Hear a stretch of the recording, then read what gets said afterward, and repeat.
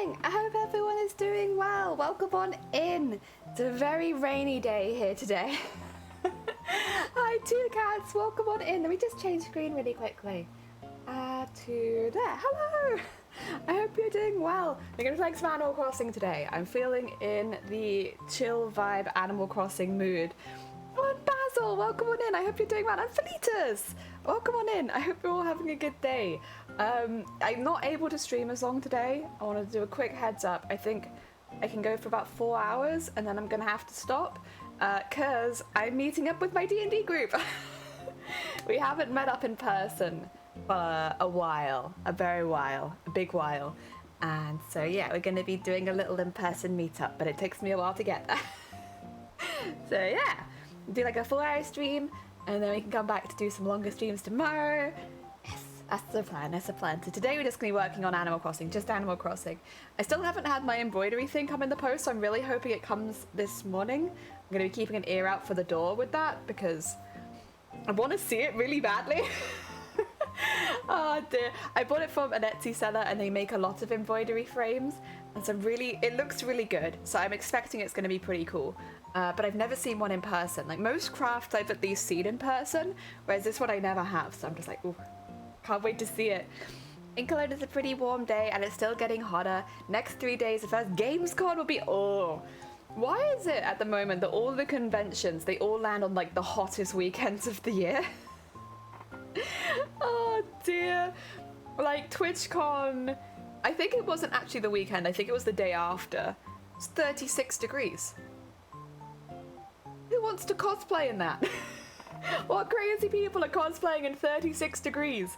Ugh. To die is still an option.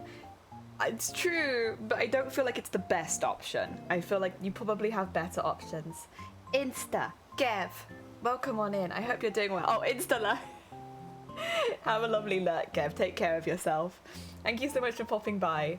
But yeah, we're gonna be doing some Animal Crossing today, so I'm just like spinning in my chair. I am very sleepy, so get ready for an overtired jelly today. I didn't sleep a lot. I slept a bit, but I'm very tired. Oh dear, ukulele! Welcome on in. I hope you're doing well. I also found out how to add your own tags, and I have no idea what to add. I was thinking I could add something like, you know, go into my thing and be like, oh yeah. I don't know if this is how tags work now, because you could type your own ones in. Can I just be Vengabus? I feel like it's a big part of our stream. Annette, welcome on in. I hope you're doing well. I'm just adding tags to my stream because I didn't realize I had no tags, and it's because they've changed the tagging system, which, you know, it is what it is. It's fine. So now I'm a disabled seamstress bus. Oh dear. I feel like that accurately represents our channel. I think before I had... Oh, what? I don't even remember. God, I don't change my tags very often. I think I had cosplay, but because I'm not working on cosplay right now, I feel a bit bad putting that as a tag. I don't know what else I had. I had invisible disability during July, and I've just kind of kept it. I mean, I guess I didn't undisable, so that's still the case. I never had Vengabus as a tag, but I do feel like it fits us pretty well. And it means that other people that deeply appreciate the Vengabus can now find us. So I think it's a good thing. Oh dear. I'm no big fan of typing in own tags. I like the early ones that were all translated for foreign viewers. Yeah, that's the other thing, I suppose. People coming in, they might not know what the Vengabus is if it's a different thing in different languages. It'd probably be Venga something, I'd hope, but you know. I can kind of understand why though. Rather than Twitch just having to add more and more tags, it's easier if people just type their own in. The only thing is, I don't know what the communities I'm in will use as their tags. I guess I'm going to have to start having a look because I just assumed everyone was still putting in the ones like I used to. I'll have to start having a look. Because if I say clicked seamstress, is anybody else using a seamstress tag? Because I get the distinct feeling the answer is probably no, right? But I also don't... Oh no, it's just me. Yeah. But I don't know what else I'd call it. Like, I sew. I sew. I do needlework. What do I tag myself as? I am lost. So yeah, I'm not sure. We'll work it out, I suppose. Oh, yeah, it is what it is. That's what I've been doing this morning. I've been having fun messing around with tags. I feel like I did do something else, but I've completely forgotten. It's gone from my mind. It can't have been too important if I've already forgotten, to be fair. And yeah, yesterday after stream, I mainly slept. Or tried to sleep, I think. Me good, got the keys and sorted out the tenancy agreement yesterday for our flat. Now comes the stress and excitement of moving, getting everything sorted. I hope that it goes well for you, but at least you're in. You're in, you got your keys, you get your foot in the door, you're there. Oh dear, good luck with the move. I hope it goes well. I hope you have good weather on the day that you move so that nothing gets wet. Oh, right. Do you wanna play some Animal Crossing? Do you want to skip on over to Comicon Island? Let me yeah, there it is. Also, I do need to say thank you to everyone who's been following the stream. We've had, I'm not going to call anyone out, we've had quite a few people following while I'm not live, which is really, really sweet. Thank you. I used to be quite concerned when people followed offline, but now it's like, it's just nice. Like, you could do a check and no one's a bot, so it's like, oh, thank you. That's very sweet of you. We're getting very, very close to 3,000 followers, which, whew, a big number. But thank you. I really, really appreciate it. I really appreciate everyone who's been popping by, and well, we've been a bit out of sorts and still showing support. Like, it's really, really kind of everyone. Hopefully we can get back to sewing soon. I really need to duct tape my entire body so that we have some patterns to start working on, but the weather's just been so clingy and humid that we've not. The last thing I want to do is then cover my body in duct tape. So we will get there, and we will do some pattern making soon, but just let the weather cool down a little bit. Also, Mac, welcome on in. I hope you're doing well. Hello.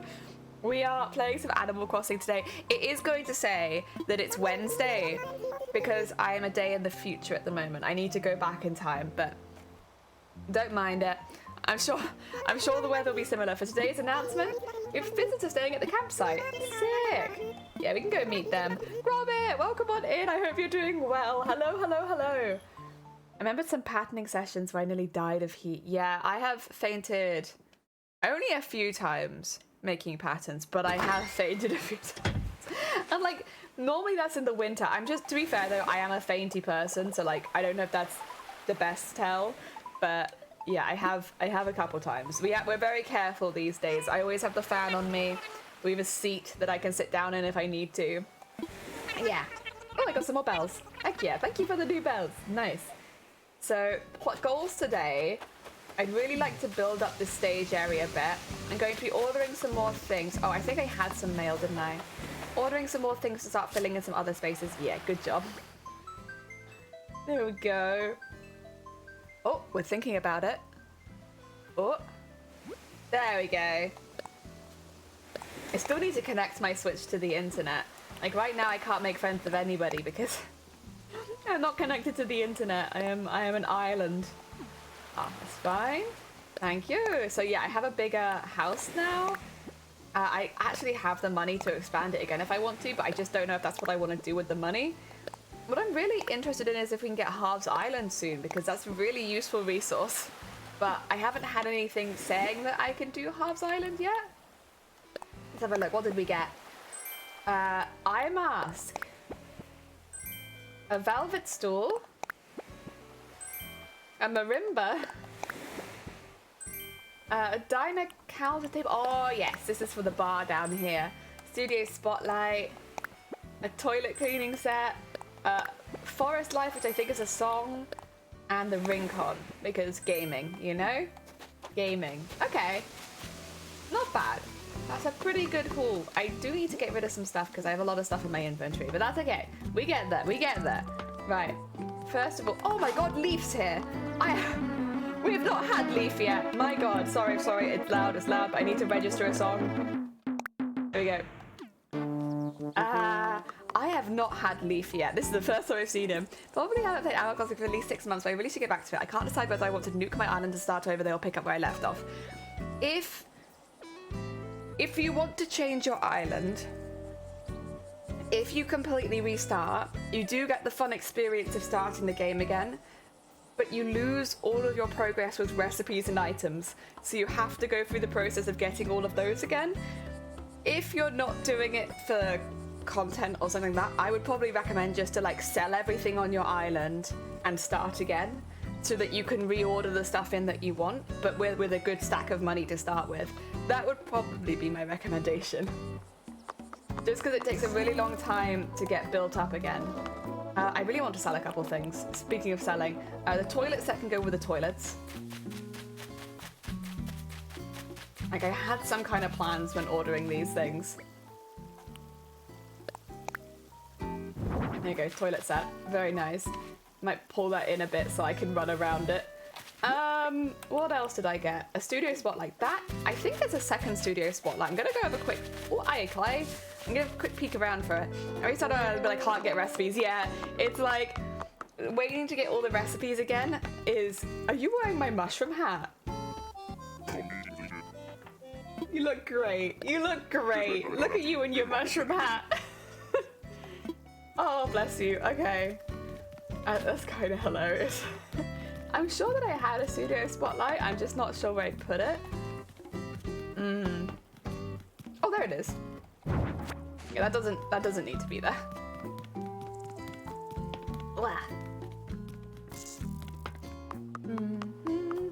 Where was I gonna put it? Oh yeah, down. That was complete mind blank. Where does the studio spotlight go? With the DJ booth down here. Of course, of course. There we go. There's one. Where's the other one? That's really. Oh, it is. Okay.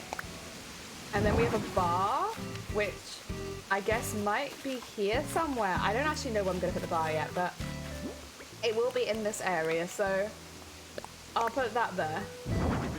Can I... Oh. Okay. Oh.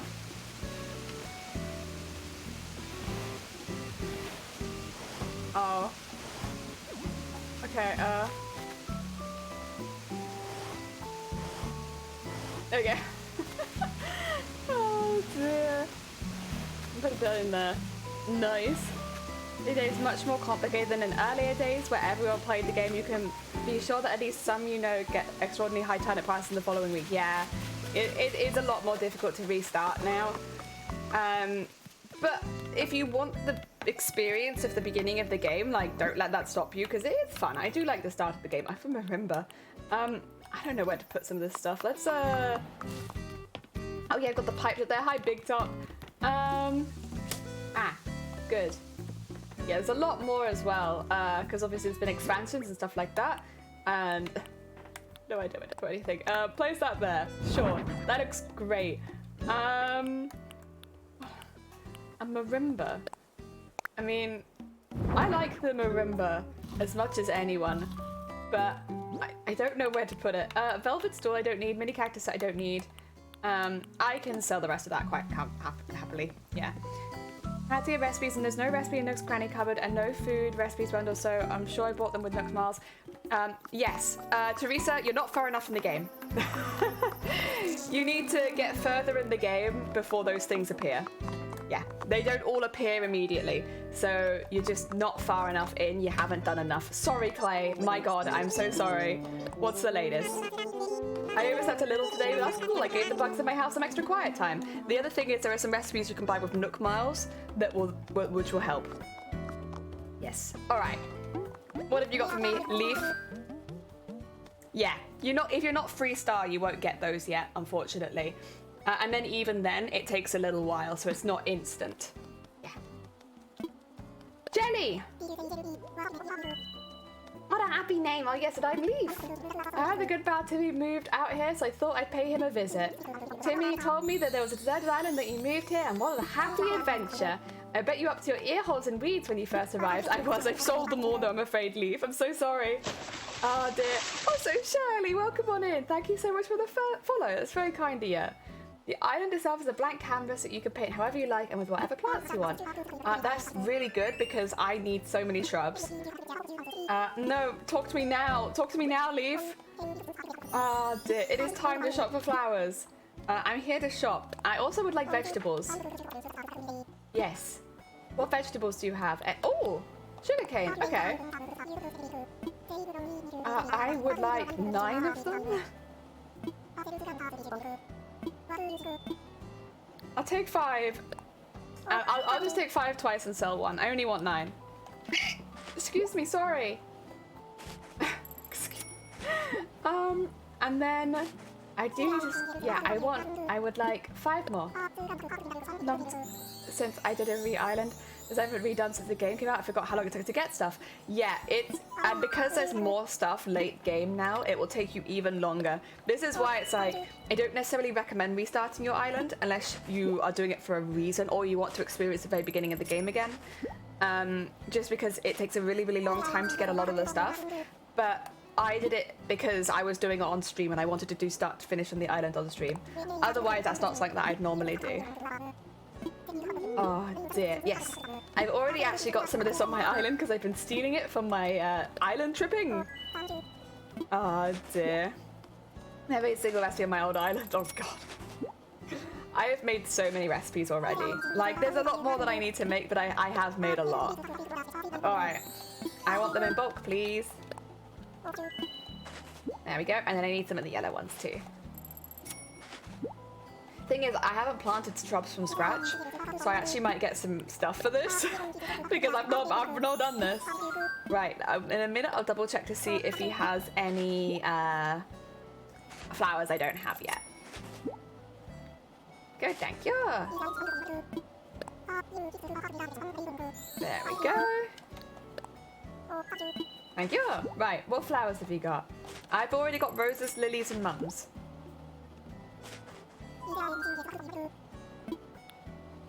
Hyacinth. Yeah, I don't have hyacinth. Or wait, these are the 2 I don't have. I'll take 5 of each. We're gonna get all these flowers. Hell yeah. Very lucky. Thank you, Leaf. You've given me everything I could have asked for, except I really would have liked wheat. But other than that, I'm very happy. Alright, I'm gonna have to look at some sort of flower grid at some point because I'm just getting flowers. I hate the mums, remind me of weeds. I really like the mums. They are a flower that I'm very keen on. At first when I saw them, I wasn't sure that I liked how they looked in game. But as time's gone on, I really like them. I don't know, they just, yeah, they make me happy. They're very like, I don't know, I kind of associate them with a full garden. And it makes me happy. Pansies! I think since watching Alice in Wonderland, I've never quite looked the same at pansies. I'll do it, but the pansies make me mildly uncomfortable. Yeah, they just make me think of Alice in Wonderland. That being said, actually, I could have an Alice in Wonderland area. Because this is a comicon. Could do that. There we go. And I used to like lilies a lot, and then I realized how much pollen they got everywhere. I still like how lilies look, but lilies are kind of like one of those flowers. They look beautiful. I don't want them anywhere near me. But that's pollen that stains everything. There we go. Thank you, Leaf. Right. I have some bushes to plant then, I suppose. I don't remember where I have bushes to plant. I think in here? Yeah. So I need yellow ones for in here. Okay. Hopefully it's not just yellow ones that I need. I need some for over there as well, but those are a different flower, I think. Let's see. That is red. I need this one. Plant 1. There we go. And then, oh, yeah. I was gonna say, I have lots of shrubs, but they were all fully grown when I got here. So, or when they got here. So they don't count. I could put something else in this area, but I have kind of used different shrubs. I did want something up here so that to make sure things didn't grow. I could do yellow and then maybe red. just so that things don't grow there, because otherwise that'll be a real pain. And then here, put another red. There you go. Yeah, I know game. I know game. I have a lot of shrubs to plant. Here, maybe I could do some red ones. Yeah, we'll do some red ones here. They don't match the other side, but like, I'd rather just get them growing. There we go. I planted a bunch in the front yard. A garden we lived in this house, and there are so many orange ones, they just take over. Yeah, they're big flowers. Dear Steven, what a nice cult this is. Heck yeah. Our cult of Comic-Con. Welcome on in. I hope you're doing well. Unless I pre-cut because I hate ivy because we had our fun. Like, it's mostly gone now. Fair enough. Wow, there we go. Right. Did we want any over here? I don't know that we do, honestly. We have the option, but I'm like, I don't know. Maybe I could put a couple here. Now I've used more yellow ones. And then actually I can just plant them like this, can't I? I'm doing bright colors if possible because it's a Comic-Con and that just feels right to have brighter colors. And then there you go. And do I want any here? Maybe not, I think. I'll find somewhere else to put them. In fact, I could just plant them over here. This is why I've been planting ones where I don't have any things where to put them. So I have some random ones. Yeah, I could probably just plant them here for now and come back to them later when I have more spaces for them. Okay. Oh, good job, Jelly. Good job. Ah, dear. I hope you're doing well, Steve. Well, welcome on in. We're still working on, of course, George's Island to make it the best Comic-Con it could possibly be. Oh my god. I can get so many things for planting shrubs. Where is it? It should be right there. It is. Shrubbery hubbery. I get all of them. Overnight, I have become a shrub genius. Ah, dear. What's in the tank that's in the museum? Ah, dear. You're all good. It's, what do you call it? Jellyfish, predominantly. And one anchovy. I had this gardening and I feel good. Heck yeah. Oh, I'm glad. I haven't, we need to do gardening here, but it's like, it's not been a priority. But I'm looking forward to it when we get around to it eventually. Oh, I do want that, but I don't think I want it here, so I might move that around a bit. God, I got so much stuff in my inventory. Thank you for the egg, Scott, by the way. Welcome on in. I hope you're having a good day. Heck yeah, smashing some eggs. Doing the good work early on, I see. There we go. I think it'll fit, but only just. So let's plant 9 of these. This is why I want 9, because 9 fits in a nice little cube. When you put them next to each other, you can water them really efficiently. There we go. Yep, praise me for my hard work. Okay, so now I have sugarcane and potatoes on the go. Slowly but surely we're getting more vegetables. Heck yeah. There we go. And over there. Yeah, I need to do something about this over here, honestly. I don't really know what I'm doing with the hybrid flowers. I also don't know if I really care. Since most of the colours I want are standard colours anyway. Oh dear, I didn't have sugarcane. You didn't have sugarcane. That's how you make all the sweets. Oh dear, right. Let's just start planting flowers. Red hyacinth? Sure. That can go next to a white hyacinth. Great. And then white hyacinth. Maybe next to a... actually, let's have a quick look. I'll have a little look. A peek, see if there's anything I could do since I am planting them right now. Flower chart. I know, yeah, new. It's like no real life flower charts, thank you very much. Only hybrid flower charts. There you go, that's the one that I like. So I have hyacinths right now, which means I need 2 white ones and red. Okay, so I need red and yellow, red and white, 2 white. Okay, so I shouldn't really have got so much yellow because... Angelo! Welcome on in, I hope you're doing well. There's another white one. And then I could do one here with a red hyacinth and a yellow hyacinth. Oh, there you go. I probably should do another one of 2 whites. It seems like the 2 whites one is kind of important. So let's do that quickly. And just put that there. There you go. I can hear it. I can hear it. I know it's there. Just don't know if I can be asked. Okay, it's right there.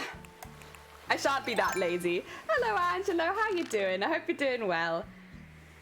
Sugar beet, sugar cane in real life. Cane grows abroad, and the beet is grown in the UK. And I see it in... Wow.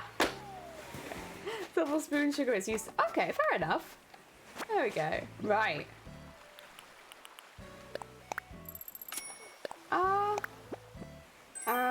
Ooh, okay. I'll take that. Let's do... What's the other one I have? I have pansies, again. Feel a bit uncomfortable with pansies, but that's okay. So again, 2 white pansies and... okay, so 2 white or red and yellow. Okay, that's fine. I can do that. We will do that. I might just destroy some stuff over here. Like, I could just get rid of these 3 trees quickly, and this can be my a second little hybrid flower area. There we go. Arson, arson. Hope you're having a good day. I am. I'm very sleepy today, to be honest.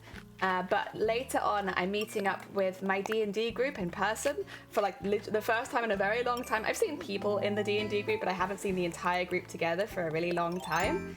So I'm very excited for that. I might take a little nap after stream so that maybe I get some more energy. Or just drink lots of coffee, I don't know. But yeah, we're meeting up in person for the first time in a really long time. So that'd be really good. It's actually, I've played D&D with them, but they were predominantly my Vampire the Masquerade group. So that's mostly the tabletop I played with them. So we didn't do as much D&D, we did more Vampire the Masquerade. But honestly, it was always a really good time, and I'm really looking forward to seeing them in person again after all this time. Yeah, so that's gonna be my evening. It's not arson, but yeah, D&D. It's not arson, unfortunately, but it will be more fun for me. There you go. I bought some extra flowers. I'll just sell those later. Tabletop RPGs are great, yeah. And like, you really get close to the team that you play with, especially if you do a long campaign. I don't think I ever had a D&D campaign longer than a year, but our Vampire the Masquerade campaign was like 3 years long. So like, you get very close to them during that time, because obviously you've played together for a really long time, your characters have interacted. Some people went through multiple characters because their characters died. My character stayed alive the entire time, which is weird because honestly he wasn't very happy. I kept putting him in situations where he didn't put his life first on the off chance that he might die. Not because I wanted him to die, but that's just kind of where his character was going. Like, his character was getting very reckless. But he never died. He survived to the very end. I was very surprised. Did someone say D&D? Yeah, Shifty, I'm meeting up with my D&D group in person for like the first time in a very long time later. I'm very excited. Because yeah, I've seen them like one-on-one, but I've not seen all of them together for, yeah, a very long time. We're not meeting up to play D&D though. Originally we thought that we might, but then it was like, it's a bit too much of a hassle. A lot of us can't meet at the same time, so instead of meeting up to play D&D, we're just meeting up and having a good, nice time. So, and it's been so long since we've seen everyone together, so I think that'd be nice. Sprout out loud, heck yeah! There we go. Very nice. Getting all the achievements already. Wait, how many Nook Miles do we have? Oh, we need to see who's moving in, because I didn't find anyone to move into the house with the Nook Miles that I had, so it's going to be a complete surprise who moves in with us. I should go have a look at that. They're living all the way the other side, so 2 seconds, I'm just going to run to the other side. Dear, that's a shame. Yeah, it is what it is. It's like, obviously I have a pretty free schedule, but one of them like owns a business, and then this, oh, it's not sold yet. Oh, we could go have another look today then.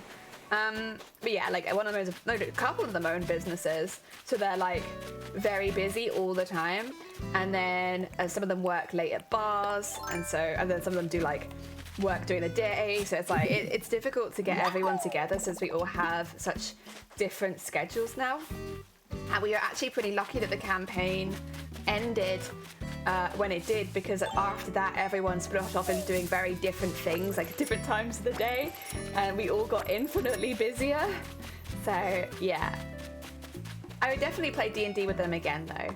I would just be surprised if everyone managed to fit into one session. Yeah.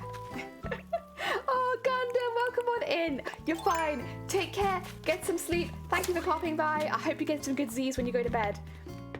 Check if it does have someone assigned to it. It doesn't have anyone assigned to it. So that means we can do some more villager searching. Also, speaking of villager searching, there's somebody in the, what do you call it? Tent. There's someone in the tent, the camping site today. Let's go see who it is. My D&D character will never die, even if the other parties continue to try killing the other party without them. Oh my god. Oh. I have had characters die. I'm pretty sure I had a character die at like the second session once. But they were not. they had problems. All right, yeah, log bench we've already had. That's all right. A suspicious piece of mud. There we are. Let's see. Who is it? Are you in a costume? Please. No. You're kind of cool though. You kind of remind me of the gorillas. Like just by your face and color scheme, you kind of look like someone in the gorillas. You're very cool. What's your name? Pippi. Hi, Pippi. Oh dear. That's very cool. I'm gonna look for somebody else, but I do like you. You've never liked D&D. Came close though. Yeah, I was playing. I wasn't in D&D. I was in Pathfinder, I think. And yeah, I died like 2 sessions in. Oh. But my character was being very reckless, and like, the DM was nice. They were like, you know, if you want to do something else, we can make it so that your character comes back. And I was like, don't worry, I just make a new character. It's all right. They can die. I mean, Tamagotchi, they do kind of, yeah. It's like the, like, Blanca features. Hey. Weather's just perfect for a stroll around the island. Not here, it's not. Here, it's wet. Right, what are my dailies? I need to hit rocks. A suckerfish. Oh, I don't want to get that. We'll do some of these, but I'm not so keen on getting the suckerfish. I've completely forgotten. Hit rocks, wasn't it? Hi. How you doing, Big Top? I'm gonna be just here, hitting this rock. Please don't get in the. I'm watching you, Big Top. Big Top always seems to be right where I am, but I do like them. They're also Shifty. I hope you're doing well. Welcome on in. How are you finding Cult of the Lamb? Shifty was playing some Cult of the Lamb last night, so they have their own Shifty cult. Is it going well? Do you like it? Oh my god. Oh! Place it again. Get back over there. There you go. They're very much enjoying it. It's fun, isn't it? Dude, it's like everyone's playing Cult of the Lamb. I wonder why, but when you play it, it's like, oh, this is why. The Twitch integration is really, really good, and it's just really fun. Yeah. Try to play it again. Heck yeah, it is. It's just really, it's a fun time. What is this? Just catch some fish? Okay, I might see if I can find some fossils first, and then go to Blathers at that point, because I do want to get more fossil success, try to get that finished. But yeah, oh, that's a bigger fish. I wonder what you are. You know, I do have a thing today to catch 5 fish. Do you want to be one of them? Oh, actually, maybe you're not as big as I thought you were. You're kind of long, but not that wide. I just want to catch it now. I'm good. Oh, damn it. It was a good fish. I wasn't quick enough. Ah, shoot. I'm not very quick on the... If it's one of the like important fish, you have to click it quite quickly, and I'm not very good at that. Long fish. Oh, there's no fish there. Bile, welcome on in. I hope you're doing well. Hello, hello, hello. Oh dear. Quick fish. Yeah, that was a really quick fish. I guess maybe if I'm fishing, I should really go in the ocean just in case there's a suckerfish there. The suckerfish look like sharks, so I'll be looking for a shark. But then if it's really easy to catch, it's probably not a shark. Hello, hello, hello, hello! Ah, dear Violet, I've been looking a little bit more into that 3D printer you and Matrix recommended. It looks pretty good. It has a smaller print bed, so it's like 18 by 18 by 18. But honestly, I can't really see me printing anything. I do like really small, delicate costumes. So I can't really see me printing anything bigger than that, to be honest. An anchovy! Stay away from my pizza. Oh, got some ideas for the recipe. Nice. Wait, what is the... Oh, when I was a young boy, my father took me into the city to see a marching band. He said, will you? I've got to defeat them. Your demons. I've skipped some stuff. There we go. I really wanted to look at the recipe. Oh, I can just put it in a jar. Perfect. You know what? I might actually do that. I might do that and send it to Shifty. I don't think Shifty likes pickled fish. I could be wrong. Maybe they just don't like pictures of pickled fish. It could just be the picture bit. Time to get a new lamp for the ceiling. Heck yeah. Oh wait, it's shattered when you went to install it. Oh, that's not very good. I hope you can get a refund on that. That's kind of a pain. I love the forcing. Yeah, it's because it's like it catches me off guard. Like I have to sing it right now. Oh dear. You're right. I don't like pickled fish. Yeah, I wasn't sure if you didn't like pickled fish or if you just didn't like pictures of pickled fish. There we go. I'll send them to Shifty because Shifty doesn't like pickled fish. Oh dear. But that was gross too. What do you mean? That was my dinner. What do you mean it was gross? I thought it was delicious. I sent you the picture of it finished as well, just so that you knew that I ate it, and it was delicious. Oh dear. I think it's pretty great first printer since you should be up and running pretty quickly. Yeah, and honestly that is attractive because I need to get good quick. So like having one that's not holding me back would be good. It was a dinner and it looked gross. It was delicious. I had a lovely time consuming it.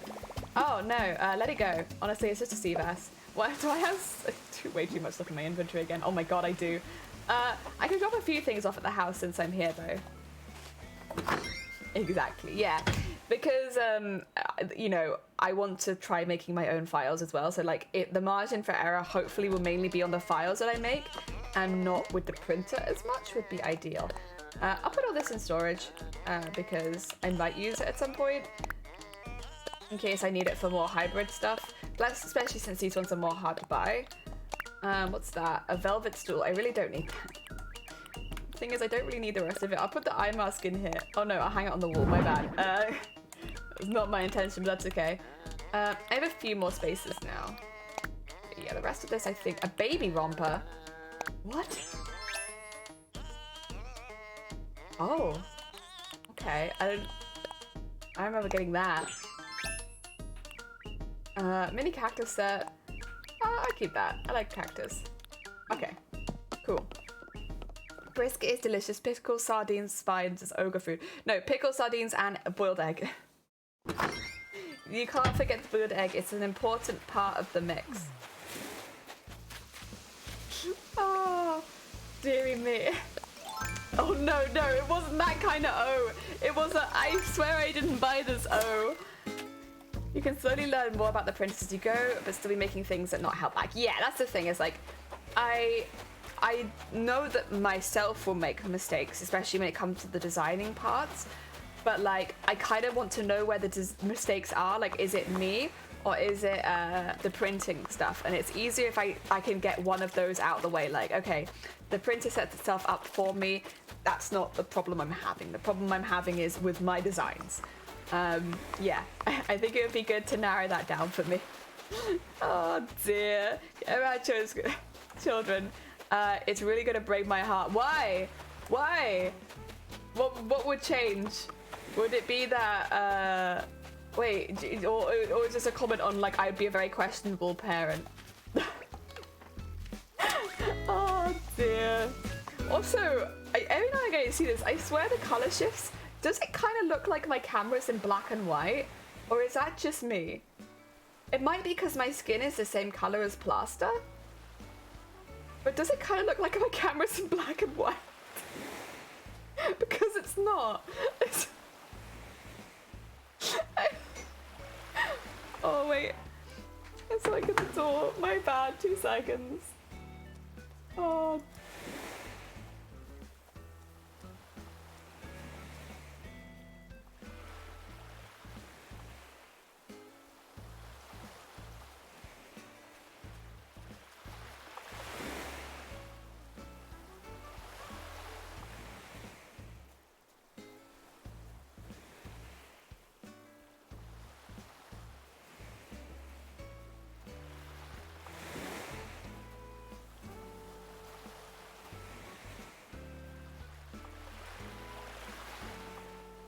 Sorry, it was just the standard post.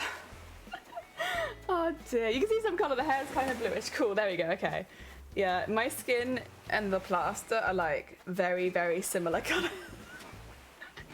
Oh, dearie me. Oh god, yeah, you're gonna have to give your first child the blathers. I forgot about that, but it's important. It's just how it goes. First one's to blathers. Oh dear, it's really living now. I'm just. Have you ever done a cosplay that you just absolutely hated the way that it turned out? No, I don't think so. There's been parts of cosplays I've started and I've not liked how they've been going, so I've like changed it up a bit. But I wouldn't say there's an entire costume where I'm like, I wish I didn't make this. Because even though not all of my cosplays are like the most difficult or strenuous, I don't learn the most skills from all of them. Normally, most of them teach me something, or one kind of new skill or something. So even if the entire costume maybe isn't my cup of tea to wear most of the time, it's not like I'd ever say that I hated them. Yeah. Come into the bathroom to live the, but they didn't come in this time. I honestly cannot believe that happened, that they just... So for those who aren't aware, on stream the other day, someone knocked at the door to deliver some post, but instead of like waiting for someone to answer the door, they just opened our front door and walked into our house and put it down. So yeah, that happened on stream the other day. Someone just walked in the house and delivered post. Blathers is like some kind of wish-granting demon for sure. Like a Jack White armor, just black, white, and blue. Heck yeah, that's me. Black, white, and blue. Except it's like pinky. It's just, if you can imagine the color of plaster, that's the color of my skin. And because I'm sat next to a plaster wall, it really washes me out. Oh yeah, are you alright over there? I think you're fine. There we go.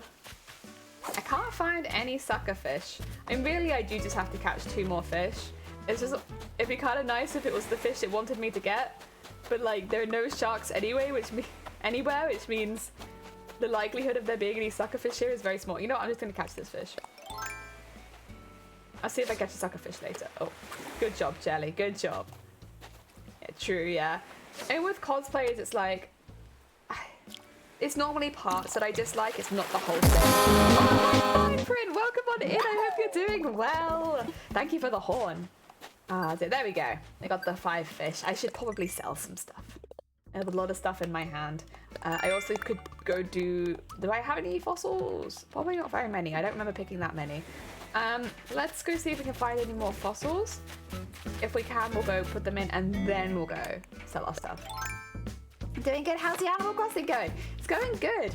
So I thought somebody would move in overnight, but actually no one has moved into our empty plot, so we have another chance to do some villager hunting if we can get some Nook Miles. So that's good. I really want to build up some areas because we don't have all the bugs and fish stored on the island anymore. It's a really good opportunity to like build those areas a bit and get some stuff in them. So that's kind of the plan today, is to like start plotting out the toilets, start plotting out the DJ area, getting all that in, doing some building there.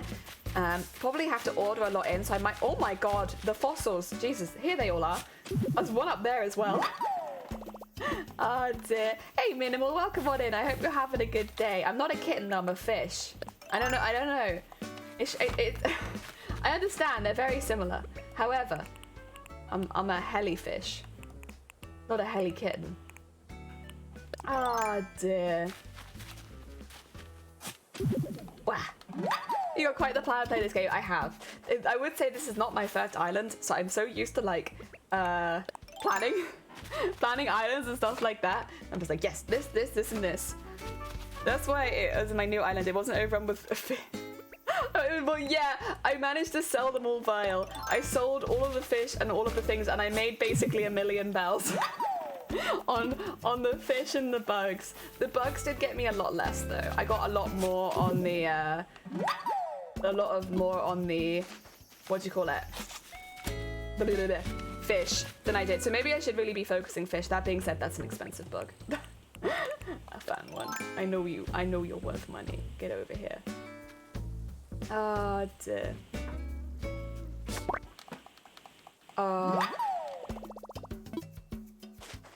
Wow, there we go. What are you, some sort of crafty jellyfish? I'd like to think so. You know, I'd like to think so. I'm getting there. It's the name of the channel and it's also my end goal.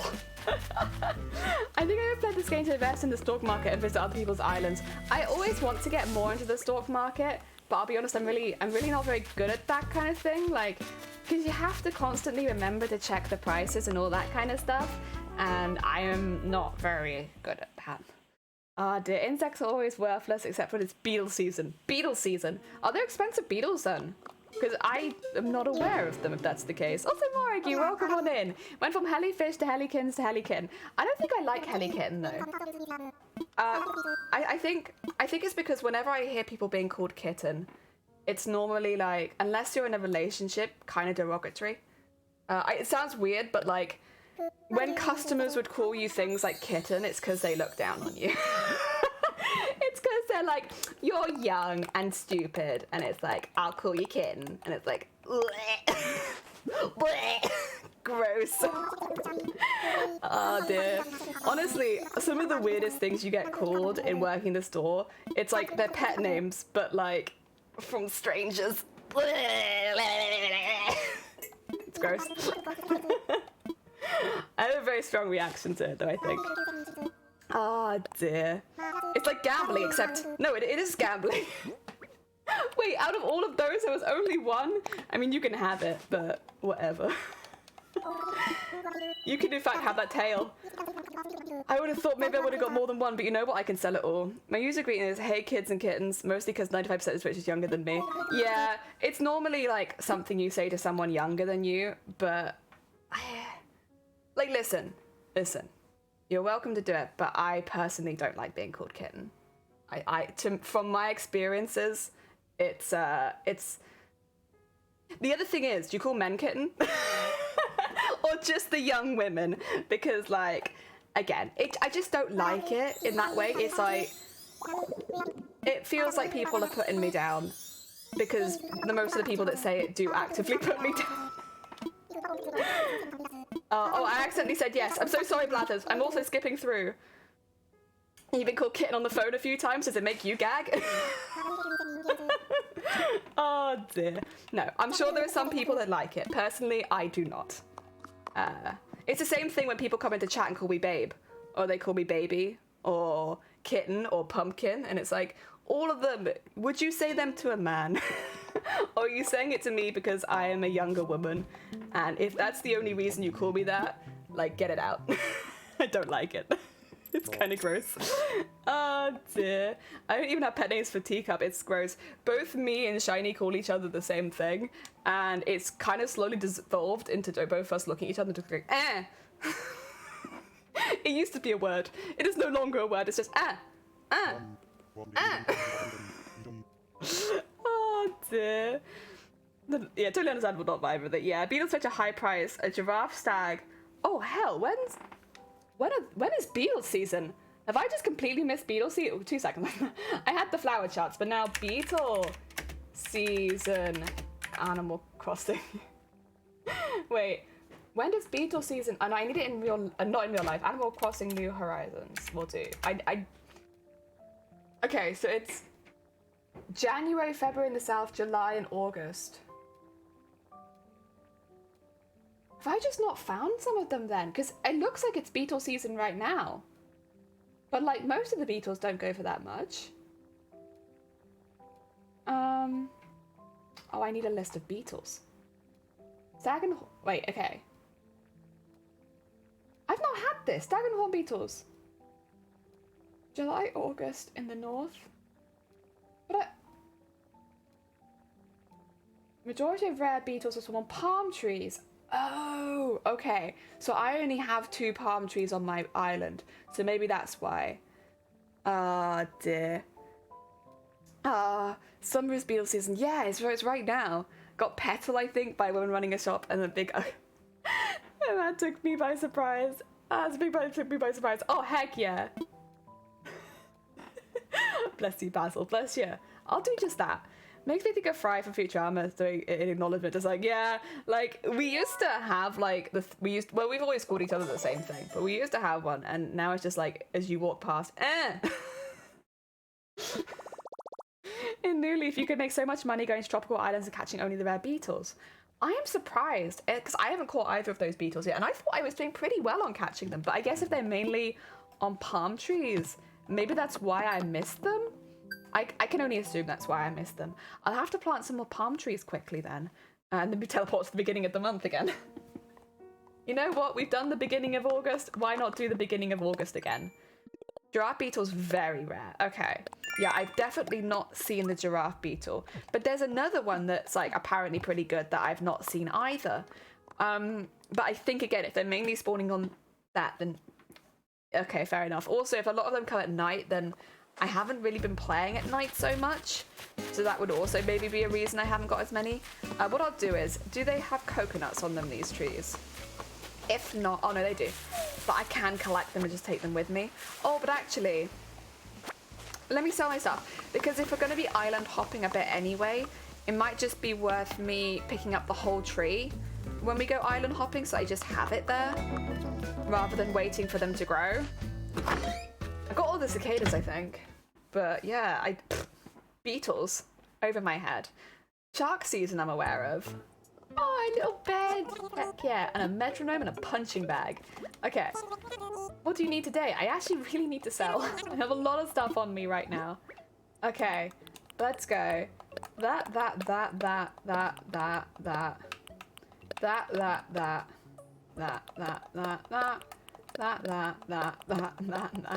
Actually, keep this one. I'm going to turn that into pickles. That's a lot of stuff. There we go. It's probably not going to sell for very much. It's when you got an idea, you put it, a headache with pictures. Heck yeah. The headaches with pictures. Also, unpredictable. Welcome on in. I hope you're doing well. Oh, dear. Oh, I've got too many bells again. Oh, God, I just got too much money. Wow. Rolling in cash. Let me just drop some of that off because I don't need that much money. And then, what's the other thing I was going to do? Oh yeah, I was going to cook the anchovy. Let me cook the anchovy as well. And then we'll drop off some money since we're going to be picking up a Nook Mars ticket anyway. There we go. You sound like KK lol. That. Yeah. It's like, Okay, I want to make pickles. Oh, it's just an oil. It's not in pickle juice, Shifty. They're just in oil. Does that make it better? I actually also kind of, these days, prefer them in oil and then just have pickles with them rather than having them in pickles because it's kind of like combining two foods into one another. I'd rather have both of them on my plate. Struggling from success. Oh, absolutely. That's me in a nutshell. Pickles. Oh, hi. Right, there we go. Got that one. And I don't think I can get this one, plant products, yet. Well, I can, but like, I just did it. I don't want to do it again. I can water flowers. Right, let's go put some money away. Unless I want to pay off my loan again. Should I do that? Should I pay off my loan again? Maybe. I mean, it gives me lots of storage space and I can afford it. Oh, hello. Well, hello there, Jelly. Just like that home has another proper room. As in, I need to actually design that at some point. Another upgrade to even cushier lifestyle. Never tried anchovies, so I don't know. I actually am not so keen on anchovies as I am sardines. Anchovies, in my experience, are a lot saltier, and like, I am not so keen on that, whereas sardines taste a bit fresher, even though they're tinned. Yeah, I prefer tinned sardines. And also anchovies tiny. They're really, really small. Like, sardines are small, but anchovies really small. Oh, dear. Yep. Oh, yeah, I can change the mailbox now. Heck yeah. Nice to do business with you. Thank you. I am going to pay off my loan. If it's less gross, I'm okay with it. I tried langoustine. Oh, did you like it? Or no? Yes or no? Yeah, give me the miles. ABD. I really need to put some of my money away. Oh god. I'm gonna do this thing again. Sorry about this. I like round numbers. 95,000. 500 and 88, I think. No! Oh, so close. I'm withdrawing 20. I will not allow this. There you go. And then loan payment. I'll just pay the whole thing. You know what? Do it. Another one. My poor savings. No, didn't care, but fair enough. That's the thing though, like, I obviously everyone's different, and there are some foods people do say try multiple times, but like, in my opinion, as long as you try it, if you don't like it, at least you know. I have tried so many different types of mushrooms, looking for a mushroom that one day I might enjoy, and yeah, I still try them. Whenever there's a new mushroom on the menu, I will give it a go. But I have yet to find one that I get along with the texture of. That being said, that's not completely true actually. I like raw mushrooms, and I like so like in salads, and I like them dried, but anything else I'm like, meh. But in all fairness, it's not langoustine season. They're served lukewarm, and they were served far from where you'd get langoustine. Okay, yeah. I would like more. Oh dear. But my home. Another loan, please. I want to expand. Yes. Let's do it. Another room, thank you. I think that'll be the room on the right side. Okay, I might as well get that sorted. I'm trying to think of other foods I really don't like that much. The one that always pops into my mind is mushrooms, is that I'm like not super keen on. Are there any, what other foods do I not like? I am more picky than that, I swear. There is at least a few more foods I don't like. I'm just, oh yeah, I was going to go get a Nook Mars ticket. God damn it, me. Memory of a fish. What don't I like? There's foods that I like but that don't agree with me. A lot of food like that. No, I did like that. It just didn't agree with me. I can't think of any other foods right now that I don't like. So you gotta look until I cooked them. I guess the way her mother cooked them always came out kind of slimy. Yeah, that's the thing is like, I know like when they're cooked and they're chewy, I don't like that because it's the chew that gets me. It's like, I don't like the chew. You like Wick and Morty? I'm not fussed. I don't dislike it. I don't love it. Listen, it's not anime, and thus you're speaking to a weeb. I don't care. All right, redeem the Nook Mars. I like that with sushi. Does not agree with me at all. Yeah, it's like, I was gonna say goat's cheese because I never eat goat's cheese, but the reason I don't eat goat's cheese is not because I don't like it. It's because it makes me sick. So it's like, I do like it, but I'll never, you know, what do you call it? I'll never go out of my... I have to avoid it if it's on the menu. Yeah. Oh dear. Am I British? What do you think? Listen, there is enough memes on the internet about British people at this point that I think 99% of the world should be able to represent a British accent, right? No, I'm definitely British. I don't know if I'm British, but I'm British. Oh dear. Speak so fast, girl. I'm sorry, have you ever been to Britain? Listen, everyone's like, you got a British accent. You speak fast. Have you ever been to the UK? It's how we speak. Or at least it's some of how of us speak. Like, obviously there's like 1,000 different dialects. You come in here and you're like, oh my God, you British, you speak fast. Duh! Obviously. Have you ever been to Britland? My God. It's the same for her. You can always toast them instead of, yeah. So when they're like dried, I like that. But it's that most places don't serve them like that. So if like we were making them in the house, I could have them raw or dried, and I like that. But it's when you go out and get a fry up, I don't, like, that's the thing that I'll avoid. But it's fine, because like, I'll swap mushrooms and then somebody gives me their tomato, because a lot of people don't like the tomato in the fry up, but I actually quite like that. So yeah, we swap. It's good, we all get more of what we want. Save South Coast England, yeah! Oh dear, do you want a PvP in Animal Crossing? I don't. Heckin' tea and crumpets. 2 of my friends are from Yorkshire, I understand. I am not from Yorkshire, I am from the south. South. Why are you ignoring me? Because you're annoying. dear. Listen, I'm the streamer. I get picks. If I don't want you in my group, you can get the heck out. Two of my friends are from Yorkshire. No, why ban him? Because, you know, he's only just come in. That was my first impression of him, was spamming chat and then that. Ignoring who? Who could it be? Thank you. Oh dear. The thing is, what do you call it? When you're a streamer, you get to dictate who's in your chat. And if people come in and they're like being a bit of a piss, you just get rid of them. Like, no skin off my back. What are you gonna do? Oh. Oh my god! Wait. Oh hello. Oh hello. As soon as I saw him. Sleeves, welcome on in. I hope you're having a good day. That's the thing, is like, people come in, they make a first impression. If their vibes are bad, like, that's it. I don't want you here. I don't care.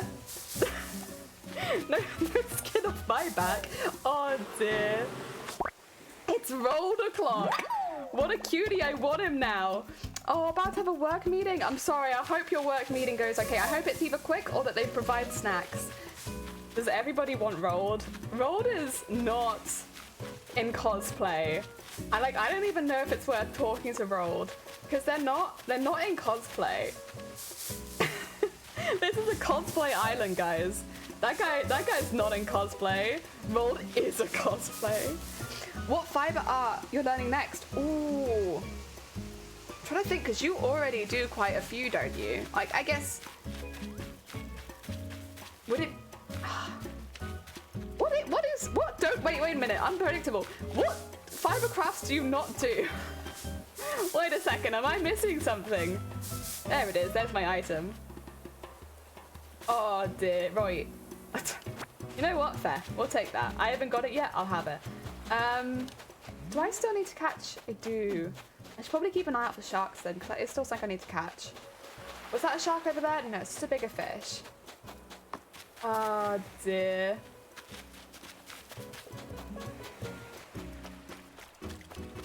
Wow. There we go. No fish right now.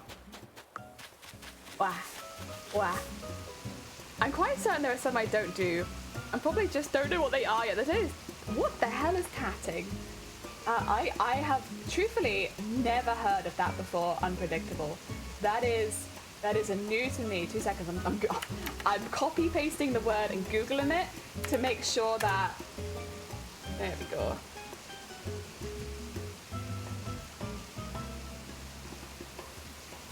Oh. Wait, that's beautiful. It looks almost like crochet, but like, I guess like thicker? That's so pretty. Did you have to buy a lot of equipment to do that, or? Oh, did somebody run a poll by any chance? Did somebody run a poll? Doesn't it look like fun? Yeah! Like, that looks sick. This poll is rigged. Where's the vote? Who is vote opposite? Okay. Should we do a proper poll? Okay, guys. Proper poll time. Poll that's not run by Shifty time. Do we take the peng? There you go. Yes. No. Meh. There you go. Do we take the penguin? Also, if you need to see the penguin is over here. He does have eyes like your character. That is very true. Okay, where's Penguin gone? Oh, well, where has he gone? Well, oh, there you are. Like, we're trying to do a vote on you right now. Can you stay still? There he is. No cosplay, no cosplay. It's true. Rold is not wearing a cosplay. Rold inspires me every day. Oh dear. But he's not wearing a costume though. Look at him. No cosplay. Low cosplay game. Oh dear. Okay, yes, it's just about in the lead. We have Met behind and no... It's like, it's very close. We can put him in a cosplay though. He's cosplaying as a hipster. Does that sell him? I feel like... I guess... We could put him in a cosplay, that's true. Someone else has gone for Meh. Wow. Or a lumberjack. I guess, yeah, he probably looks more like a lumberjack to me, I think. Maybe it's because he's surrounded by trees, though. It might be the trees really doing that justice. I mean, I could take him to the island just to bully him. Like, you know, hit him with the net and stuff. Wait, Shifty will like this, right? No one saw it, the tree was in the way. Oh dear. Hi Roll, do you want to come to my island? Hey Roll, do you want to come to my island? Oh dear, you like this, right Rolled? If you come to my island, I can do this to you every single day. Every single day, Rolled. You really find arts, the intro cost is low because the sunk cost is going to be all the colors of thread. Yeah, that's always the thing. Is like if you only want to use one thing, like one color, you'll be fine. But then as soon as you want to branch out a bit, hey, Rolled. Who was that? I don't know who that could have been, Rolled. Oh dear. I would have voted yes. What, to take him to the island and bully him every day? Fair, fair.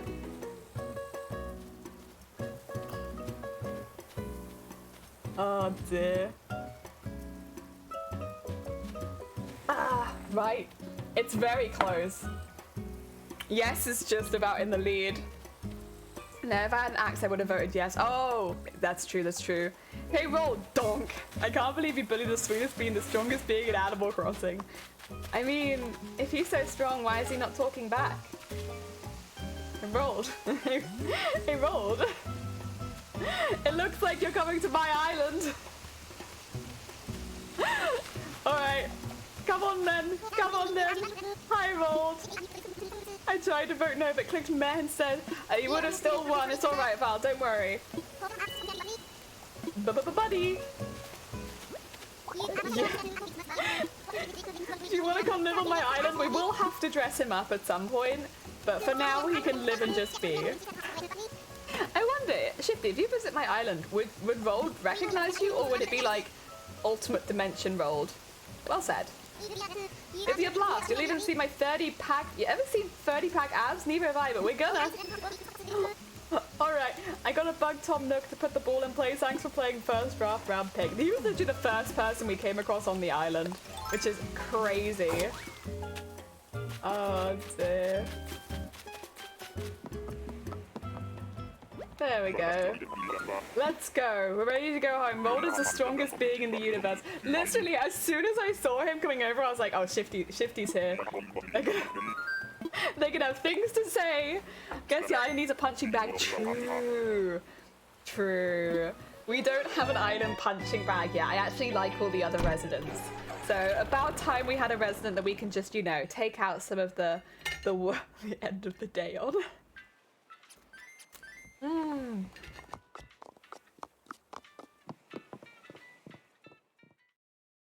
It's Rolled a Chuck Norris thing, basically, yeah.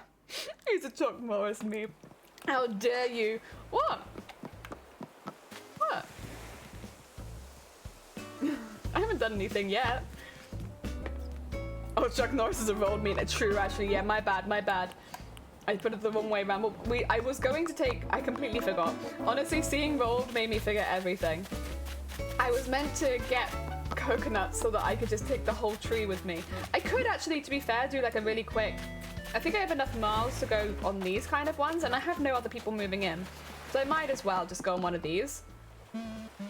That was cute for... Oh no. You need one. You need one. It's important that you don't love all of your villagers. Oh god. The frame rate. It's dipping.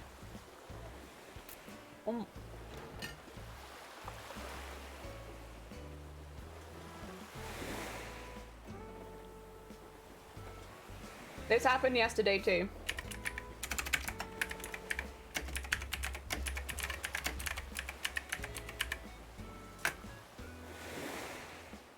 Oh no, it might have evened out.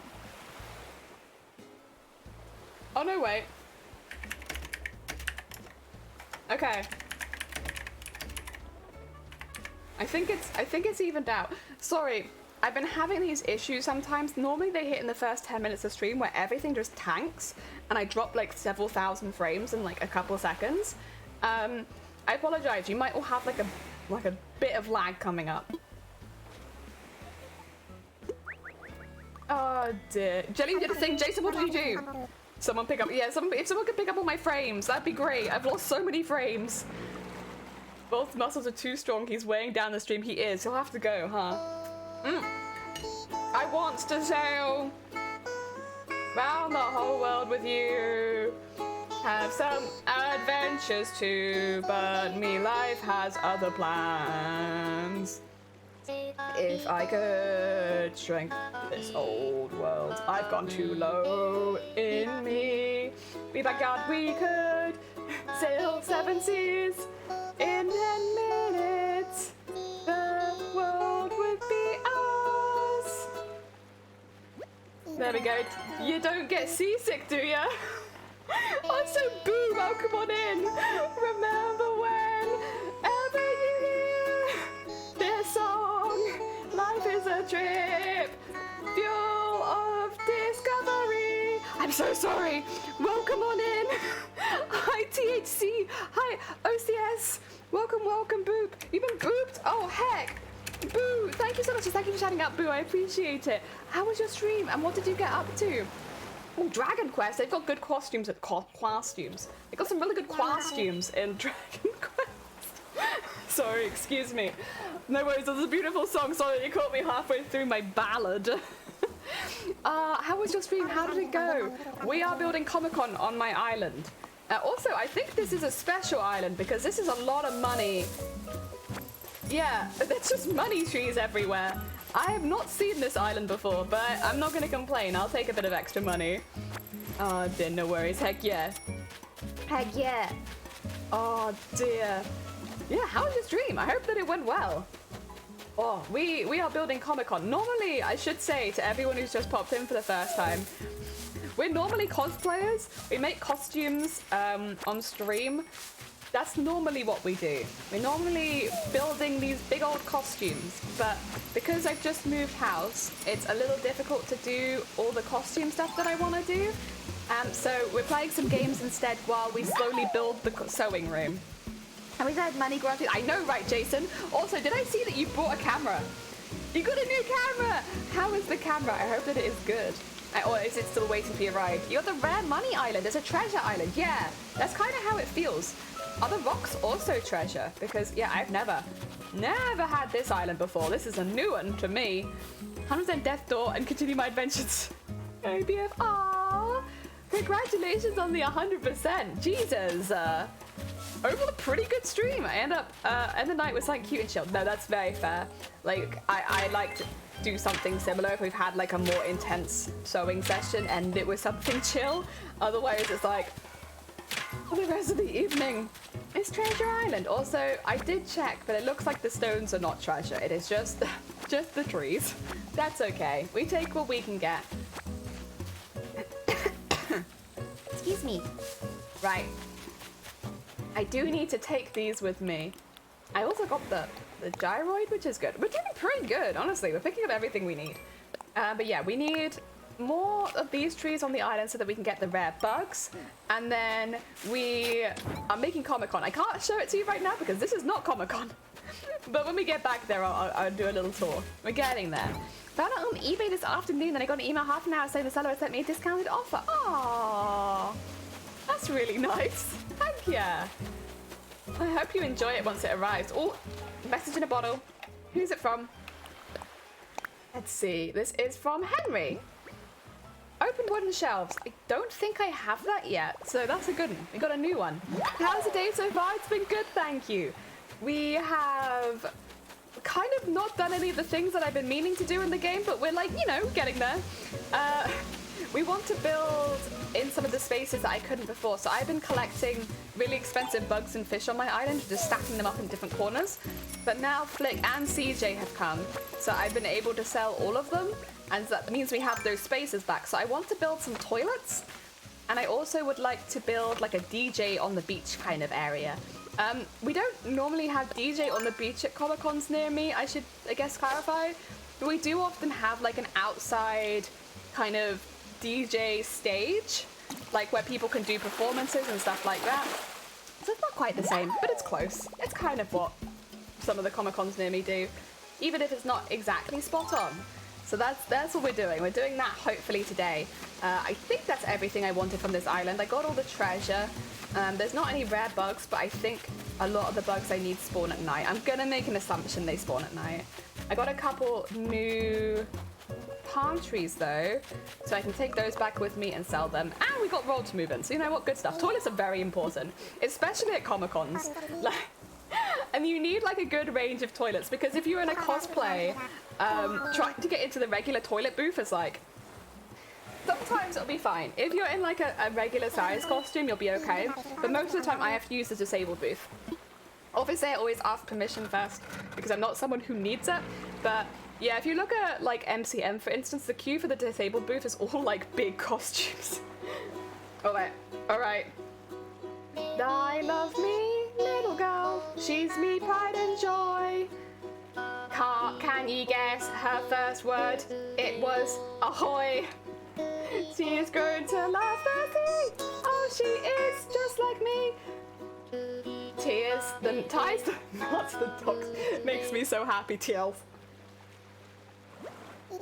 If you think it's all a dream, maybe it is a dream. Catch the rest of your dream falling back asleep. I love when I've gone too low again when that happens. It be so deep. It be so deep. There we go. I fully expected Jelly Comic Con to have a beach DJ. Exactly. It's just what I'm used to. More like poopy, am I right? Cresso! Welcome on in. Oh, my favorite part of this stream of all time is just when I get in the boat and sing out a tune. I mean, what do you do when you catch a boat with Captain? I'm so bummed that all my ideas I had to promote myself to, got a oh, wait, all of them are. Like, actually, all of them vile. Oh, no, I was on stream with you when you were discussing it a bit, but I didn't realize that all of them were banned. I'm really sorry to hear that. Wait, even the QR codes thingy, even that's banned, is it? If you don't mind me asking, why? It just seems like an odd thing to ban. No hammers, no blasters, can't even sport a neck gator. Oh. Okay.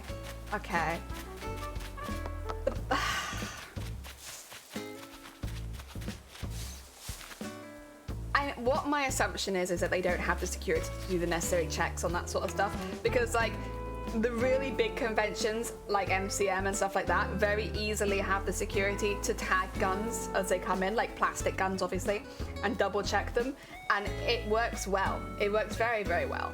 I could only assume they don't have the proper security force ready to do that. What do they let you do at TwitchCon? I don't know. It sounds like nothing.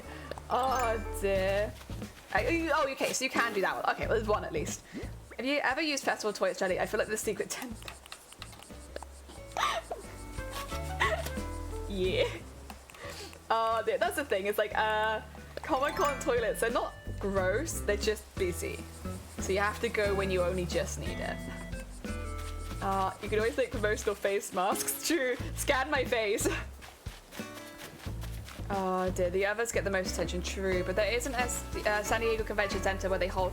Yeah, this is kind of what's getting me, is I know it's San Diego Comic-Con, like, I see enough cosplay videos from them that people have blasters, helmets, that people have all that kind of stuff. So they obviously have the facilities there to tag people and check people as they go into the event. What that basically means is Twitch doesn't want to pay for the extra security to make that possible, because you do need a consistent security check at every entrance, so that checking it if they've already been tagged, that the tag is still there, and if they haven't been tagged, giving them a tag. So it is obviously not impossible, but like they don't want to bother doing it. I mean, it's not the biggest issue I've had with Twitch, honestly, as far as TwitchCon goes, but like it's not ideal, that's for sure. It definitely It's weird though. Obviously I'm very biased. I am a cosplayer, that's what I do. But cosplay is free promotion for your event. It will always be free promotion for your event because people will see cosplayers flocking towards an event and want to know what's going on. Most of the photos people get from Comic-Cons are of cosplayers. They're not of random people just going to the event. They're people in full-on outfits, and they use them next year then to promote the event another year. In like the UK ones I've been to, that's like that you always sign when you get a ticket, is that you don't mind if people take photos of you, because you could be used for free promotion next year if they decide so, right? It's weird to make it so inhospitable for cosplayers when they are such a big part of promoting these events. Like, I would say TwitchCon maybe not so much as Comic-Con, but like it could be. Right now it's not, but it could be. Oh dear. A disaster, or is it all paid? I think they do have volunteers, but I could be wrong. Like, it's difficult to tell, honestly. Interesting excuse that there have been issues in the past with fans interacting with streamers, and there probably is. But like, people will ask you to take things off, right? To show them things. It is not difficult to ask someone to take their mask off, and then if they are someone that shouldn't be at the event, turn them away. Like, I've had people ask me to lift my skirts up for checks before. If people can ask me to lift my skirts up, then they can absolutely ask you to remove your mask, you know? Oh dear.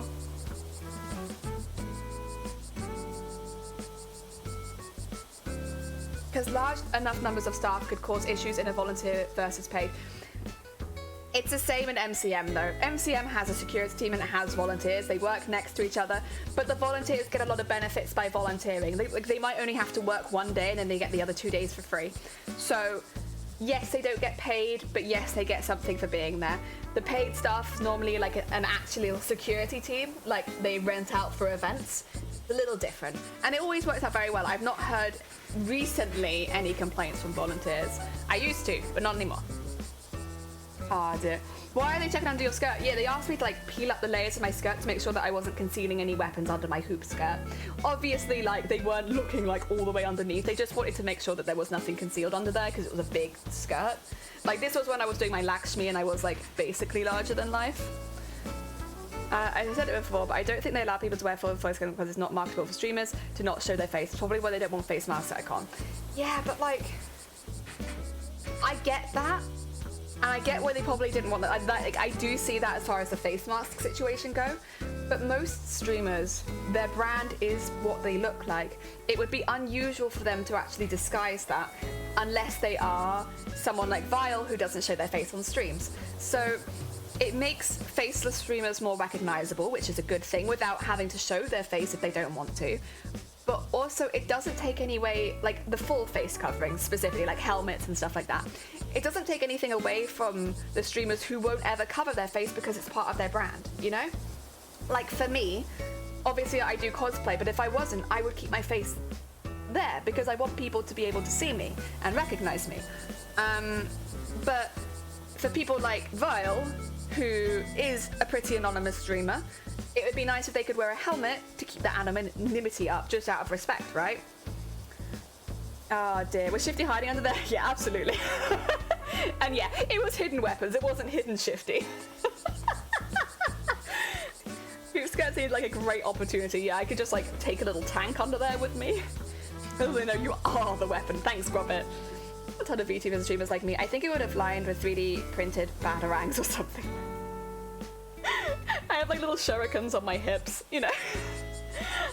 Oh, oops, sorry, I haven't played for too long. Same here, and I think it was stupid. Yeah, it's branding. But like, again, I don't think it would affect their branding so much as maybe they think it was, because my face is part of my branding. Vile's face is not part of their branding. So like, if I went, yes, I'd keep my face open for my benefit. If Vile went, their face is not part of their branding and people won't recognize them based on their face anyway. So why not let them cover it?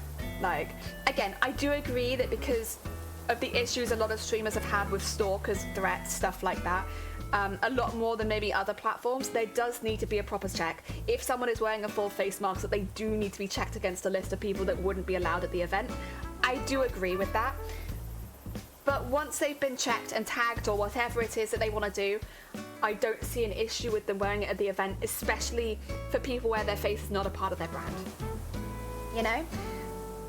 Come here, Jellyfish, stop throwing stars at actually business cars. That would be really fun, actually. Having business cars in the shape of shurikens. It would probably be kind of dangerous, but I really like the idea of it. Okay, you know what? Let's start doing some toilets while we talk about this. I can just do it in the background. I'm just going to fill in some space. It doesn't make sense to just allow face masks. Well, originally, TwitchCon San Diego had it that there was no face coverings. Face coverings weren't necessary, which was really odd because at San Diego, that's just gone by, at San Diego Comic-Con, they had face coverings as mandatory. Not only that, it's really weird considering the amount of people that got COVID at TwitchCon in Amsterdam. Like, there's a precedent for it being an issue to not allow masks, or not force masks, you know? So, yeah, it's already obviously been an issue. So, like, it seemed really odd when they said it, and, like, people did make good points, of, like, they want the celebrity streamers to be recognizable and stuff like that, and, like, I do agree. That does feel like a motivation to do it. But, yeah, it was a really weird choice considering the issues at San Diego that had just happened, and like that they had face masks, and yeah, they fixed that now. Thankfully, they have said that masks are going to be necessary. Yeah. Yeah, they probably won't let you, but it'd be so much fun. Heck yeah, it'd be great. Oh my god. You survived the meeting. You survived the meeting. Congratulations. Heck yeah. Did they check temperature at the entrance? No. No temperature checks. In fact, I was barely checked at all on the day that I wasn't going in as a cosplayer. Because that's the thing that really gets me. I can understand the no full face coverings, right? Because there are going to be people coming in that might mean harm to the streamer potentially. There is always a chance. I can understand if that was their reasoning. I was barely checked. I literally just walked on straight through. They didn't even look in my bag. I went in with my bag unchecked, with like just walking straight through. I met up with Shifty in the queue. So I actually moved queues halfway through, and just to go, you know, say hi to Shifty. And yeah, like literally nothing. Like, again, you try to make the excuse of like, I can understand if they're trying to keep streamers' safety up there as a priority. But when you actually look at how they handled the security, I don't believe that was ever the case. I don't think streamer safety was the priority. But that's just an assumption. I'm just guessing. I can't say for sure. I am glad though that they have put the face masks in force for America. Though I honestly, it was really sad seeing everyone who wasn't going to be able to go if they didn't have it because they were immunocompromised and things like that, and it was a risk they just couldn't take. Like, it's obviously a risk regardless, but a lot of us justify risks in our own head, and it's like, well, if everyone's wearing masks, I can maybe take the risk kind of thing. So it was really sad seeing people in that situation where they could no longer justify the risk. Yeah. They looked under your skirt but not your back. Oh no, MCM checked under my skirt. MCM London do a lot of checks. They're very good. They have like the metal waivers. They'll double check everything. Depending on your costume, you might even go through like the airport security style gate. So they're very good, and they tag every part of your costume. So I will have my costume tagged and my weapon tagged separately. And then my tags will be checked every time that I re-enter the building. They are very solid on security generally here in London. Or in London. It's TwitchCon that didn't check my bag. TwitchCon is the one that basically did nothing as far as security goes. You walked with a detective, that didn't go off. Oh, that's what it was it? It's weird though, because normally I do go off in detectives. I have a lot of metal on me, but maybe it wasn't metal they were looking for. I'd assumed that it was, but maybe it wasn't. Each con I've been to, you check your bag regardless of whether you set off the alarm. Yeah, that's normal for me as well. It could be just because of the country we live in, but like I am very used to my bag being checked regardless of size. In some places as well, it's even been like, can you just show us what's in your pockets? Which is a very embarrassing one. I am not so keen on the one where they ask to check in your pockets, but they do. They ask to check in your pockets. Oh dear. You're in London. You're not telling me something. No, I'm not in London. I'm not in London. I'm in Wales. Dear. On the matter of checking temp research, they followed the Dutch government and set the compulsive. Whether it was a good choice is another matter, but I don't think it can be completely blamed. No, I'm not so much blaming Amsterdam, to be honest. But after Amsterdam and like how bad it was, I do blame the fact that they haven't changed anything for San Diego. That's kind of what it is. Like, because Amsterdam was the first one back, okay. But when you see the issues that are having and you don't act on them for the next convention, that's what I blame. Not necessarily the first convention. Oh dear. I have a lovely stream. Oh, thank you. If you guys haven't checked out Unpredictable, by the way, they're a very hacking talented crafter on Twitch. As you can maybe tell from our conversation earlier, they do basically every craft you could think of, and they do it hacking well. So if you're looking for more crafters on Twitch, do check out Unpredictable. But yeah, get yourself some sleep. Oh, and thank you for shouting them out. My assumption is that they were detectives such at airports. I also assume they checked all bags, but I was waved through when going back in. Yeah, I never had my bag checked. I also didn't have anything dangerous on me, I promise, but like, I do think that it bears mention that not to. As well, I should say, I never had my bag checked when I entered as a regular person. When we entered as the cosplayers, not only was everything routed through in detail, so I went through a security airport gate, I had the wand waved at me, and then they went through each of our bags and asked us what the things were made of. So that is probably the most thorough security search I've ever had, but that was specifically when I came in the back entrance as a cosplayer for the cosplay contest. It took some of the bags like 10 minutes to go through. Like, they were thorough searches. It was not just looking at the bag, it was what is in this, what's it made of, what is this made of, does it have any screws in it, does it have any of this in it? Like, it was so insanely thorough, and like, it was just, I think that's why it sticks out to me, because when I came in as a regular person, not in the cosplay contest, I had nothing checked. I just walked straight through. When I came in as a cosplayer, it was like they'd found something suspicious in my bag at the airport. Like, that's the kind of searches we had. Like, people, if anyone else from the cosplay contest comes in, I'll ask them how they found that part, because I know like her armories had a really rough time. Like, they had a lot, not rough time, but they had a lot of stuff that they had to have checked. I know Diane had a lot that she had to have checked, and she was in the princess gown, but she wasn't wearing it when she came in. She just had it in a bag, and yeah, she was really thoroughly checked. So yeah, just a bit odd. What bugs me is the TwitchCon rules state that there are rules as well as the convention center, which is false, as I checked both Comic-Con. Oh, yeah. It is not the same rules as San Diego Comic-Con. Almost guaranteed, not unless every single cosplayer is breaking the rules there. And I entered as a regular person. What can you imagine you as Malfoy calling me a filthy little mudflap? Yeah, when I entered as a regular person. Oh, so Cooper, welcome on in. I hope you're doing well. No, it's when I went through the main entrance. That's when I wasn't checked at all. When I came through the side entrance as a cosplayer, there was really intense security checks. I don't necessarily disagree with the really intense security checks. Like, I could understand why that would be the case. It's just that the difference between the main gate and like how we were treated down the side was quite odd. I am a regular Oi. Alright, how am I doing on cutting this up? Actually pretty good. Like, that's not bad. That's a good toilet space, I feel like. Okay. I'm quite happy with this as the toilet space up here. Right, let's... How am I gonna do this? Do I want to build this space up? Do I want like a two-tiered toilet? I don't know, but I kind of do want to build this up. Maybe just for decorative purposes. Like, I want something here. Yeah, I doubt the convention center has a problem with it, as they just had 200 Mandos walking the presence. Yeah, I think it's difficult because obviously at the Rye it's a little different because that isn't a convention center that, as far as I'm aware, has been used as a Comic-Con very recently. I could be wrong. I'll double check that to fact check that, or someone else can fact check me on that one. But as far as I'm aware, it hadn't recently been used as a Comic-Con convention, like not in the last few months at least.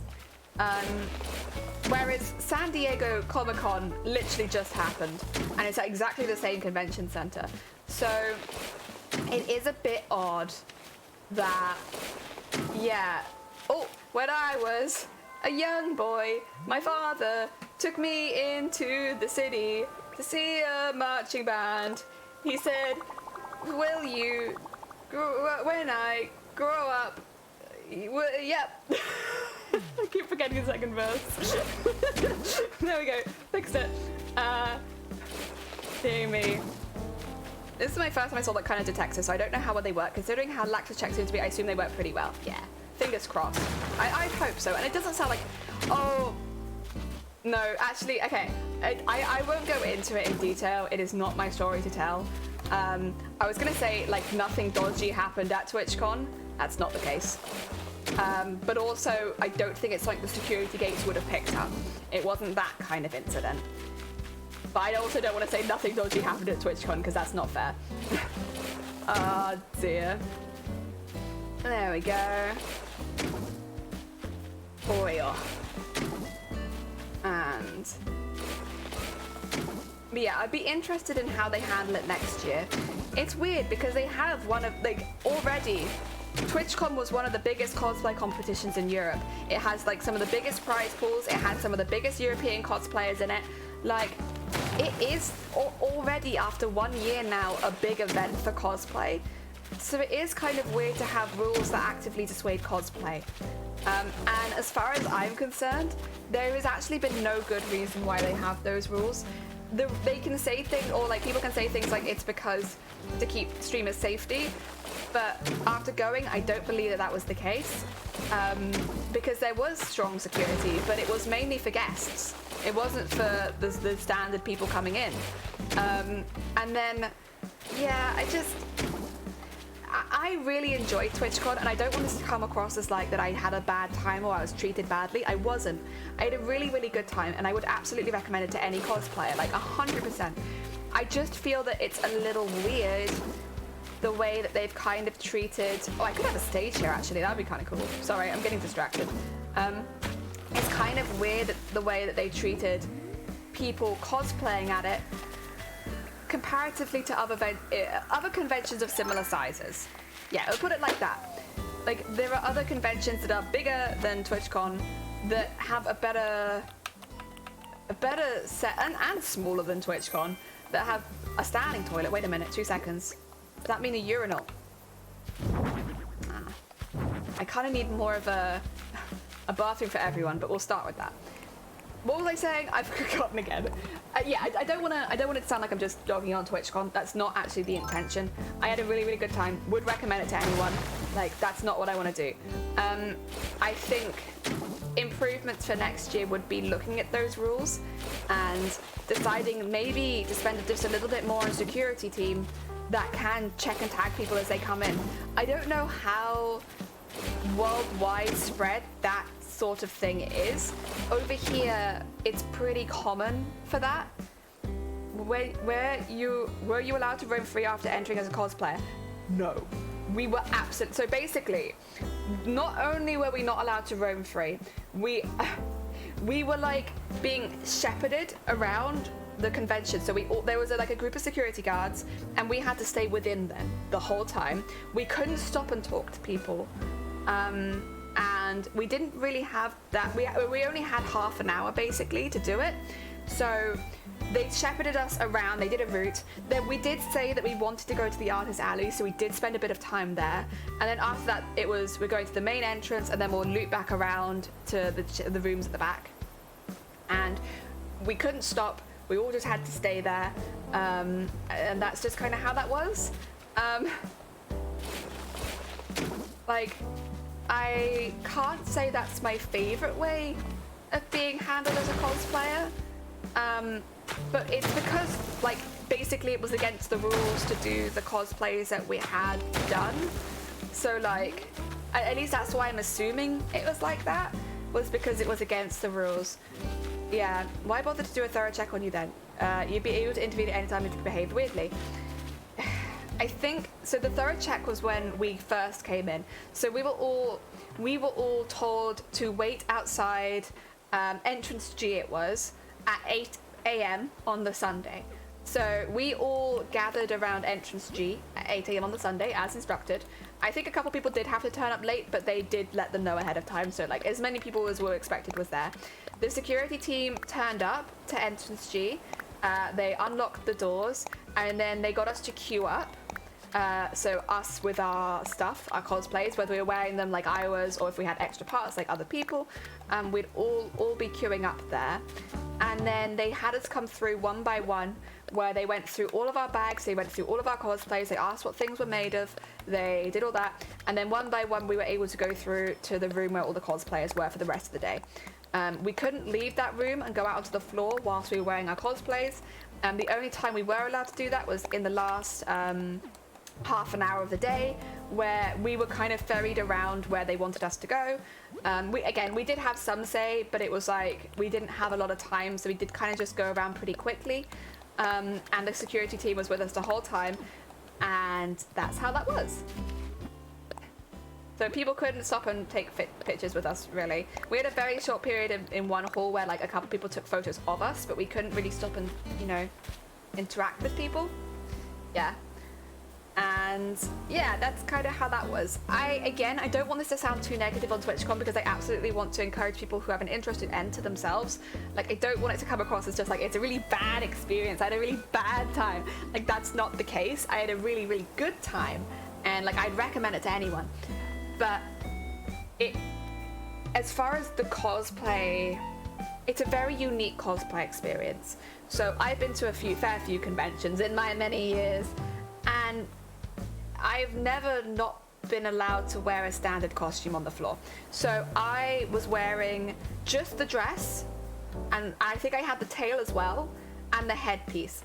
Those were the only parts of the costume I was wearing when I went around the floor. I did not wear the wings, I didn't have the big cape or anything like that, so I had nothing that people could really step on. And the tail would be the only part of my costume that was a little bit bigger, to be fair. But that is not banned at any convention that I've ever been to, except for TwitchCon. And obviously I was very thoroughly checked. They knew there was nothing dangerous on me. And yeah, but I couldn't go roaming out, so I couldn't, like, if people said they wanted to come see my costume, I couldn't do anything. Like, I was completely unable to do that. It just feels weird as well for it to, again, this sounds really negative. This is like 5% of the convention. 95% of the convention was fantastic, and I had a really, really good time, and I'd recommend it to anyone. There's just a few niggly bits in there, which I'm like, I wish it hadn't been like that, and I hope that it's not like that for next year. So yeah, it's nothing that I want anyone to be put off by, and I still will 100% recommend it to any cosplayers. I'm going to keep saying that because it is quite negative sounding. The other thing is, I don't want this to come across badly on the people that organised the cosplay competition. So the people that organised the cosplay competition were a small team that also did the drag competition as well. So they did like some of the more dress-up performance style stuff. They worked so hard to make sure that we could even go out on the floor for half an hour. Without them, you would have never seen us on the floor. So they basically bargained, from what I can tell, that we could get half an hour with the security guards that would take us around the floor. And without them, without that team, you would have not seen us outside the competition, not a single one of us. We would have been in that room all day.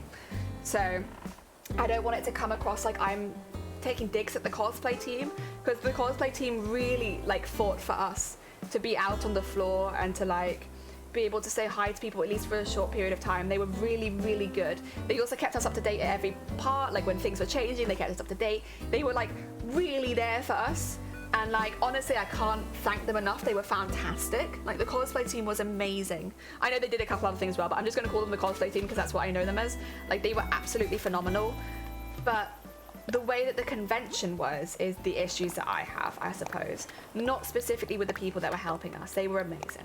The fact that, like, it's weird as well, because there are like cosplays, like Sunkoi's, for instance, was a pretty small cosplay. Like, not small as in work, but like small as in physically small. Like Saoirse's cosplay, small cosplays. Like, there are cosplays that weren't much bigger than regular clothing, but you weren't allowed on the floor with them. And it's just a bit sad to have put that much effort into a costume to not be able to show it to the people that watched me make it. Like, at the end of the day, you guys all watched me make that costume, and it's kind of a shame that I couldn't show you guys it in person on, like, at the convention for the platform which I made it on. Like, I made that costume entirely on Twitch, and so it was kind of sad to not be able to show you guys, or the people at TwitchCon, the costume that you'd watched for last year. You could see it on stage, and don't get me wrong, the stage stuff was 10 out of 10. Never had a better experience with that. Like, we were treated so well. We knew exactly what we were doing, except for me, but I was deaf, so that's not my fault. And then, yeah, it was really, really good. And like getting the really nice camera shots of the panning shots of the cosplay coming onto stage was really, really nice. Like, that was great. It was just, yeah, some of the other stuff was a bit sad. Cosicathigali, welcome on in. I hope you're having a good day. If I don't do Black Rain for the next song, Steve, you're going to be disappointed. You're going to be disappointed. I'm so sorry. Maybe in the future. I'm falling asleep. The melatonin is kicking in. Oh, bless you. Get some good sleep. Really interesting cover about contrables. Yeah, it's like, they're small things relatively. They are, and they do predominantly affect cosplayers. Oh, and thank you for the raid again, Boo. But yeah, get some sleep. Look after yourself. I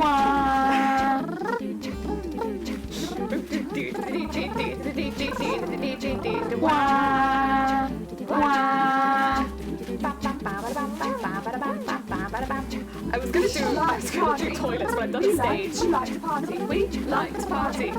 We like to party. We like to party. Where did the stage go? The toilets can go over here, maybe. The Venga bus is coming, and everybody's jumping. New York to San Francisco, an interstate free disco. The wheels are still are turning, and traffic lights are burning. So if you like your party, come on and move your body.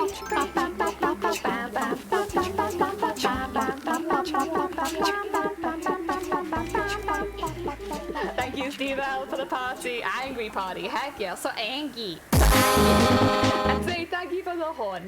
But yeah, I'd say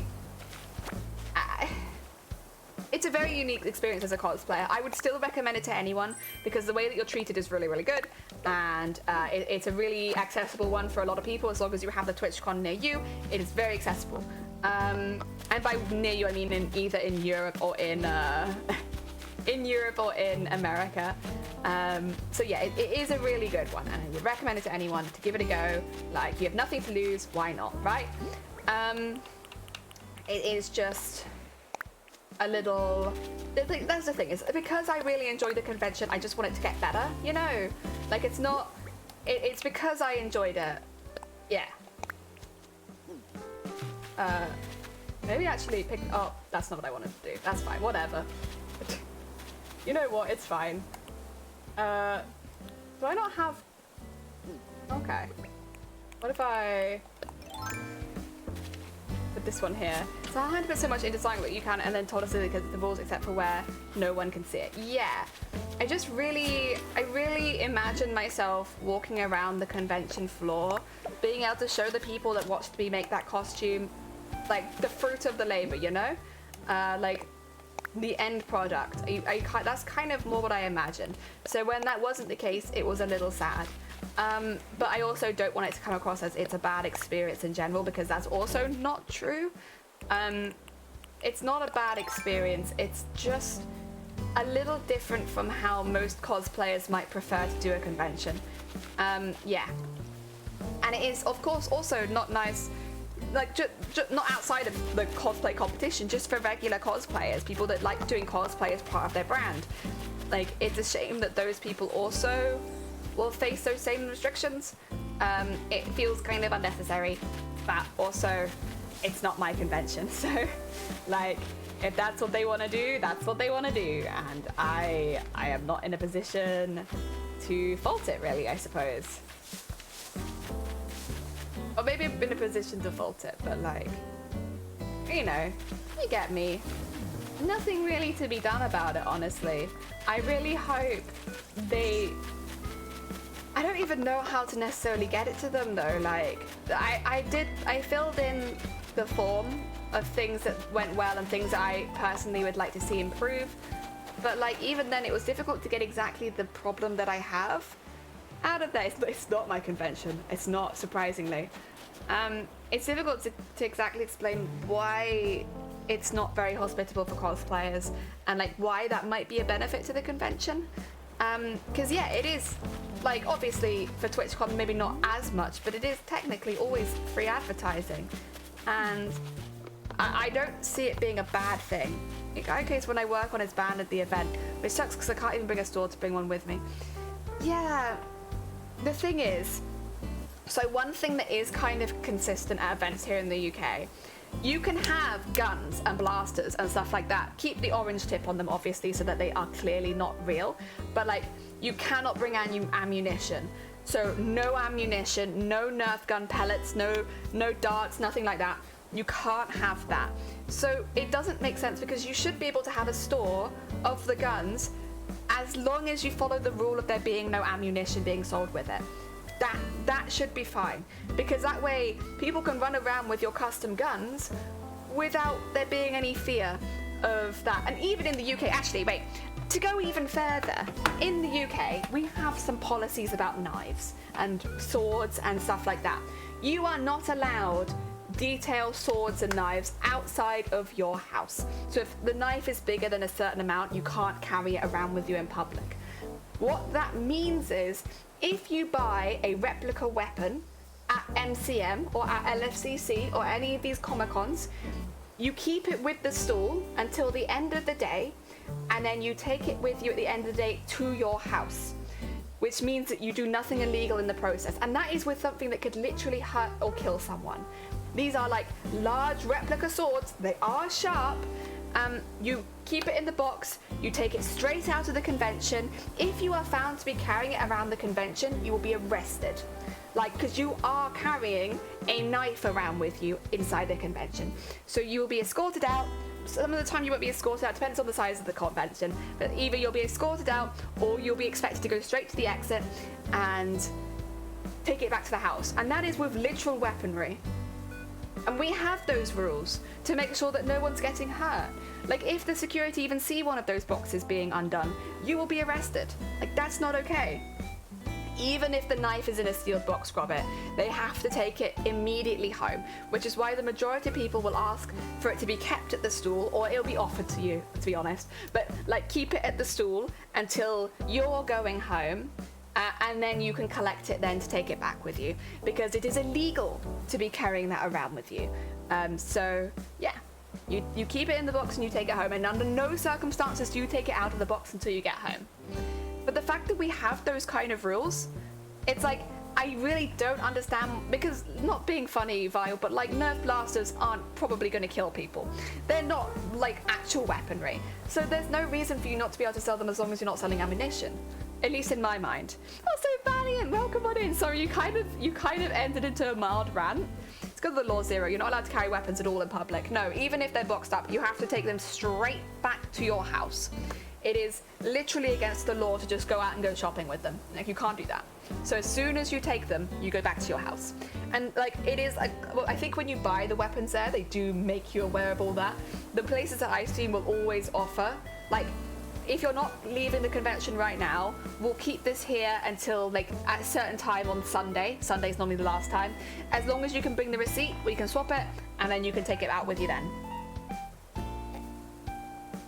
So it's like, the fact that we have those rules for something that is a legitimate weapon, it makes no sense as to why you wouldn't be able to bring a blaster in, to be honest, or sell blasters, especially since the guests and shops were given so much more security than anyone else. Like, they could easily check your stock and make sure that the stock you're selling is within regulations. It's not difficult. You'd probably have to keep the rounds separate to make sure that there's no ammunition in it. But that'd be it. And it's like, that's not too difficult. You get in several hours before the convention starts, you can just put them all back together quickly. I understand why we worry about eye safety, which makes sense. Yeah, like in the UK, you can't have, so bows have to have the strings removed, and like blasters have to have no ammunition in them. It's basically so that you can't launch a projectile at someone. So like, a lot of the time, if you see a bow being taken photo of, they'll have the string edited in post in the UK, because you can't have bows with strings. If they do have a string, they have to be loose enough that you could never get it taut. So normally people will opt instead to edit the string in post because it looks better. But yeah, no bows have string. I literally have a bow. Where is it? Oh, I thought I had it nearby. It doesn't have a string in it because like it would be illegal. Can't launch projectiles with that thing. Where the hell did I put my bow? Oh, that's lost. All right. Oh no, there it is, over there. I'll show you. This is how you do it.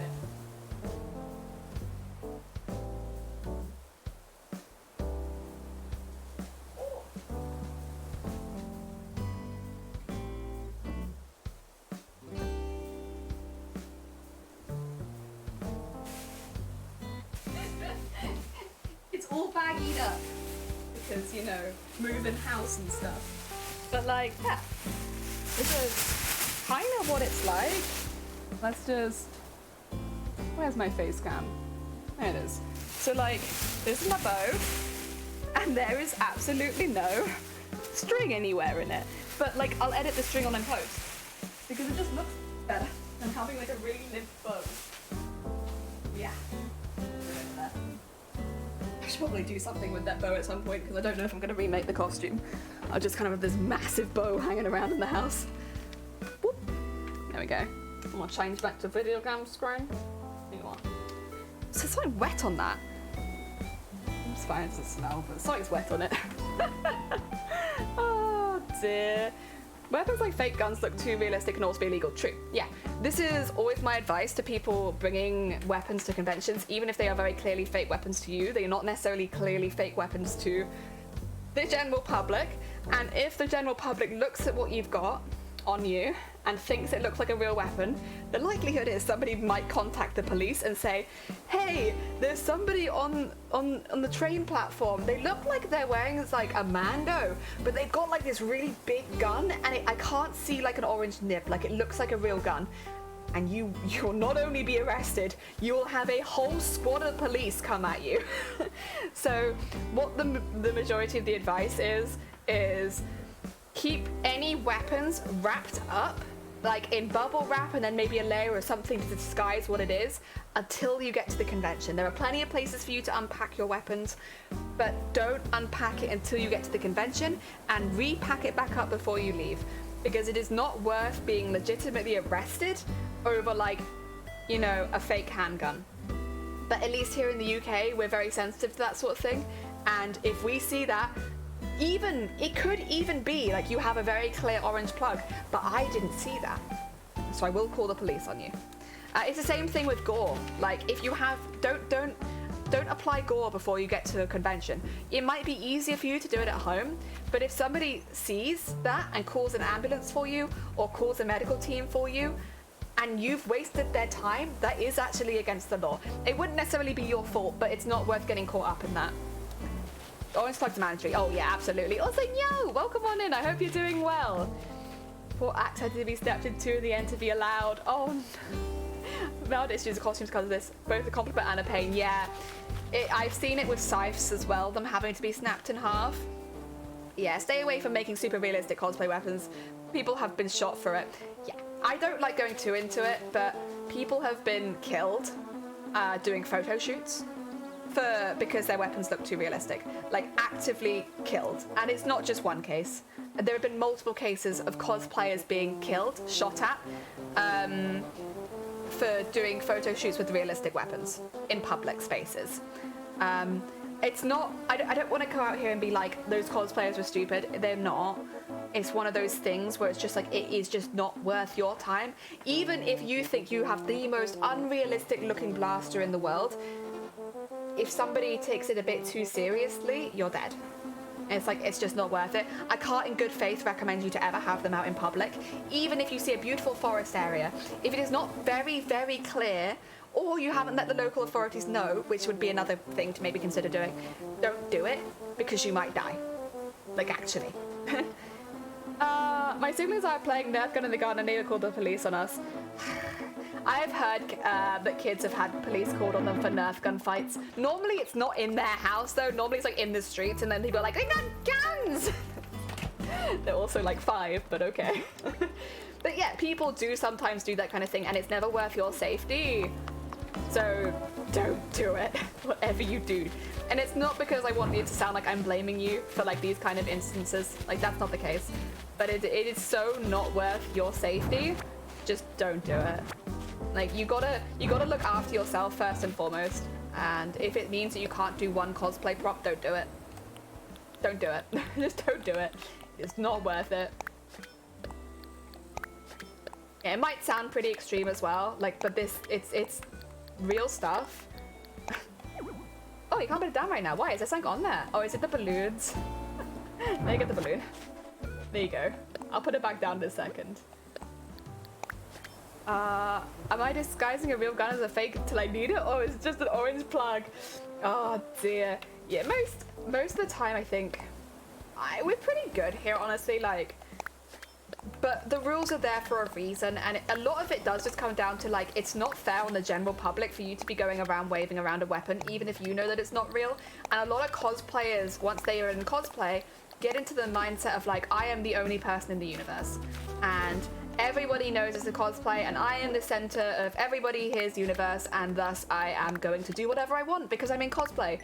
And that sounds kind of harsh, but, like, actually, people don't mean to, they just get excited, but, like, a lot of people do get into that kind of mind space of, like, it doesn't matter what I'm doing, I'm in cosplay, and the confidence goes through the roof, and they do something that'll later end up getting them arrested. It's always worth checking convention rules as well. Like, you can not agree with the convention rules, but if you go against them, it might prevent you from getting in. And yeah, just general cosplay rules. No weapons in public. However unrealistic you think they are. Like, that bow, I wrapped that up because it's big. It's a big object. I wrapped it in bubble tape, and then at the time, I wrapped it in, like, black bin bags, and that's how I transported it. Oh, I did it again. I transported it by wrapping a bubble wrap to basically make the shape look different, and then I wrapped it in bin bags so you couldn't see what it was. That bow does not look threatening to 99% of people, but there'll be one person it might look threatening to. It looks like a large blunt object. People aren't going to want to see it, and so I disguised it. And you know what? My experience as a cosplayer was still 100% fantastic. Like, I didn't have a worse time because I did that. I was just safe. Props need to be treated as real every time. Yeah. Every time. Her window was damaged by her son who had an actual gun. Oh, okay. So she was probably just a bit sensitive to it. That's fair. It happens. As long as there were no proper repercussions, I guess. Props need to be treated as real every time. They do. And I'm gonna a picture of the weapon and hold it off for pictures. Oh dear. Honestly though, people act like it's not you, I should say. Sorry, that sounds bad. But like there are cosplays that act like it's such a horrible thing that's been done to them, and like it's not fair. And it's like again, you're not the center of the universe. There are people who are going to be really upset by what you're doing. Like, just chill. Chill for 2 seconds. Oh dear. I really dislike the outrage of, like, I'm just gonna break the rules kind of thing. It's like, okay, make people feel unsafe. I bet that makes you feel really good. Because that's all you're doing. It does making people feel unsafe. True, if the rules weren't there, then someone would 100% bring a real weapon. People have brought real weapons. The rules have been there, and people have brought real weapons. Not guns, as far as I'm aware, here in the UK, but I remember a case of somebody bringing, what's it called? A flail? Is it a flail? It's like the stick with the spiky ball on a chain. A real one. A real one. And it's like, yeah, like a mace, but like with the chainy bit. It is a chain is a flail, yeah. So, like, they bought a metal one, a replica one, but like it was made of metal. That's a legitimate weapon. Like, and I remember it being like, oh, people actually do it. Okay. Also, Sunkoi, welcome on in. You have joined a discussion about bringing weaponry to conventions. And we were talking a little bit about it because obviously in the UK, it's a pretty standard practice. Like, you don't have them out in public. You always keep them, like, hidden somehow. So that when you're walking to and from a convention, you're not upsetting members of the public. They will be checked as you enter, and they'll often be tagged so that you can go in and out again. And yeah, like, you know, it's pretty standard stuff. Don't bring in actual weaponry, like actual guns, actual weapons. I think wooden sticks over a big a certain size as well. Or basically anything that, like, unless it's like for mobility, wooden sticks I think are often like no. I know wooden baseball bats are a big no, because when Harlequin, what was it? What's the Harlequin? What's the film with Harlequin in it that's a bit newer? I can't remember, but the newer one. Some people brought wooden baseball bats to conventions. That's not allowed. Don't bring real weapons. Don't do that. I always assumed that that was a mace. Flail is just like a moving Pokemon to me. Birds of Prey. Yeah, that's the one. It's Birds of Prey. It's not the really new one. I feel like it was the old one. Suicide Squad. It's Suicide Squad I'm thinking of, which maybe is Birds of Prey. I'm not actually sure. But what I'm thinking of is Suicide Squad. When that came out, people brought wooden bats to a couple conventions. And then they were said, no, you can't bring a wooden baseball bat into the convention. Silly. It's not how it goes. Oh dear. So yeah, that was a thing. But for the most part, I'd say like 99% of people are pretty good. Like, it is pretty standard stuff. What then though doesn't make a lot of sense is that there's a convention like TwitchCon that's like nothing. No. Nothing. But who knows? Maybe next year they'll change it. I'm hopeful. I'm really hopeful. Thank you. You know what? I didn't need that anyway. I didn't even need that. Oh dear. I'm just slowly but surely building up this area over here. I was going to have the toilets on that side, but then I accidentally made it into a stage, so I think the toilets will be in this side instead. Let's craft something. Sure. I want a shovel. Yeah, it's pretty standard stuff. I always stick with as well, if you want to bring something that is not mentioned in the rules anywhere, just send them an email, ask. Then if they say yes, print out the email. If they say no, don't bring the thing. Yeah, because I stand by emailing things or asking if you're not sure. Because it can be confusing. There can be times where it's not like black and white. We've gone pretty tireless rules for bringing even and wearing things. Yeah, so the reason we were talking about it is, actually you did it. How did you feel about being able to display your cosplay at TwitchCon? Because obviously, I do want to make it clear, I'm not bashing on the people that organized the cosplay contest, because they obviously did everything they could just to get us to do the floor walk. And like, I don't want it to sound like they weren't trying hard enough. That's not my purpose. But like, how did you feel about the way that cosplay was handled? If you don't mind me asking, if you don't want to answer, you don't have to. I don't want to pressure you into that. Anime, welcome on in. I hope you're doing well. I was outside with the guy with the microphone saying, when I say suicide, Yusuke squad. The crowd's a bit quiet. The guy's got over being suicide. Oh no. Oh no. Oh dear. That's very unfortunate. Oh dear.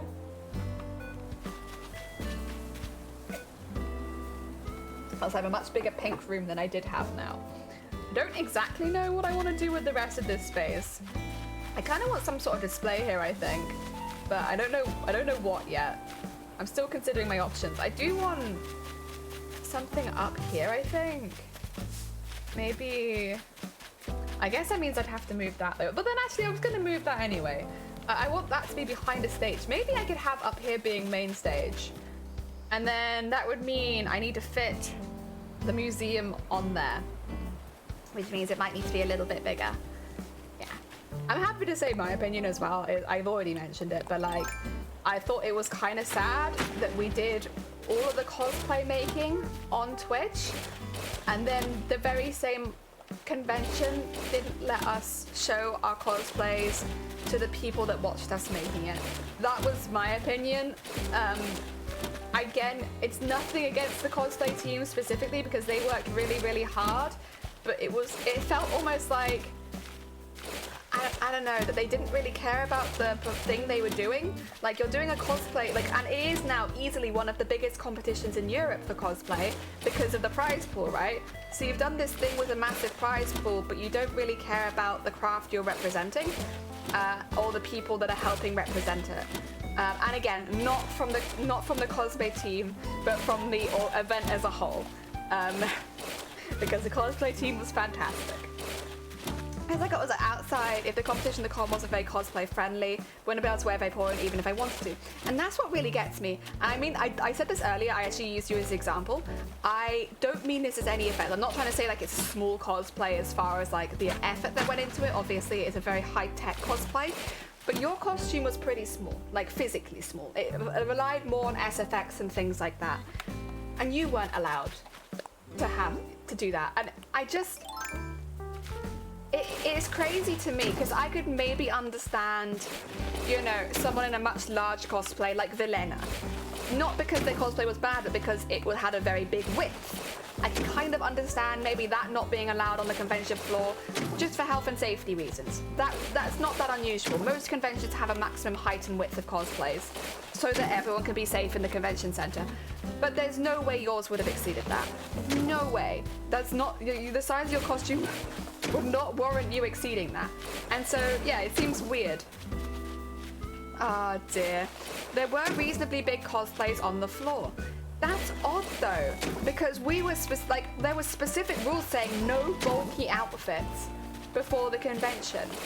And like, so I don't know necessarily what constitutes a bulky outfit, but I do know we weren't allowed out on the floor, you know, without somebody being there with us. Agreed. The cosplay competition people were wonderful. They worked really, really hard. That's why I was like, I don't want it to sound like I'm saying anything against them because they were so good. Oh dear. They're just not from the competition. Yeah. So why have that rule then? Again, it kind of just felt like we were being a little bit punished, and I don't really understand why. Yeah, at least that's my feeling on it. I don't necessarily want to say that we were being punished or anything like that, but that's kind of how it felt. Like, you do this big performance, you spend a whole day there, and then you're not allowed out without security team, and you're only allowed out for like half an hour. Like, it felt like if I had gone not in the cosplay competition, I might have had a better interaction as far as my cosplay went. But also, I like cosplay competition, so. A tail would have been a problem, which then is it really Vaporeon? Yeah, it makes it a bulky outfit. But at no UK convention would that ever be an issue. Like, not being funny, like you could get into any UK convention, they probably wouldn't even like, they wouldn't check. You're like, you're fine, your size is fine. Oh dear. Yeah. It felt odd. Again, I want to stress, this is like 5%. The other 95% of my experiences at TwitchCon were fantastic. It is like a small 5%, it is not the whole thing. But I do still feel like as a cosplayer, it bears mention. You're gonna make your whole, if you enter TwitchCon, you'll make your whole cosplay on Twitch, but then you might not be able to wear it in front of any of the people that have watched you wear it. Make it, you know? Except for on stage. You can show it on stage, and that's it. So it's something to bear in mind, because I have done big cosplay competitions before, and a really nice part of that is walking the floor in it before the competition and getting to get people hyped up about seeing you on stage. Like, and I can understand why on the day that might not have been possible because of all the judging and stuff like that, but on the Saturday, the day before, it would have been really nice to have been able to do that. Go out on the floor, get people hyped up about the competition, you know? But that's not something that I would have been able to do. Where's my horns? Oh, thank you for the horn. Did I miss a horn? Oh dear. It's not great, yeah, but it's nice. It's the only thing that's not great. Yeah, it's the only thing that I really have something negative to say about is that.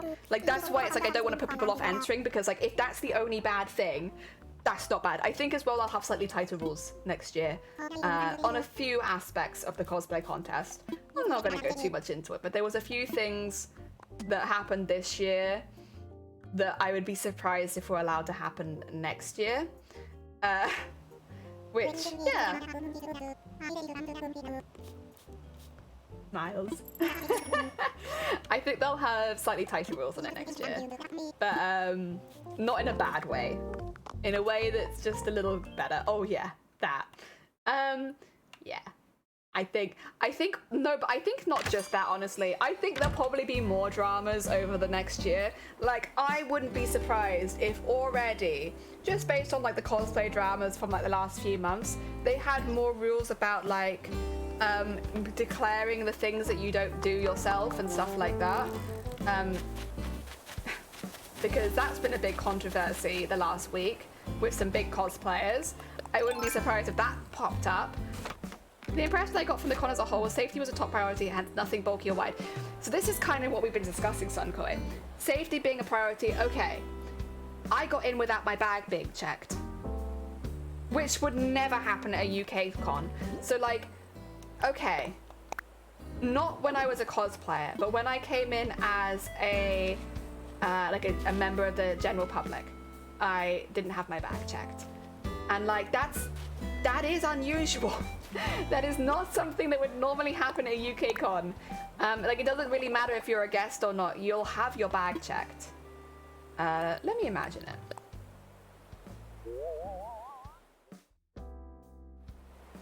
Yeah, that's kind of what I wanted. Okay. They allowed original designs next year. I hope that they still do, because I think Crowns does. So I hope that they still do. I think it will be more about announcing everything that you did. I do not want to go too much into detail about other people's cosplays, because that's not fair. There were cosplayers who entered using other people's things this year. I would be, and considering the current drama around cosplay, crediting people, announcing when you don't 100% make your costume, stuff like that, I would be surprised if that was allowed next year. Yeah.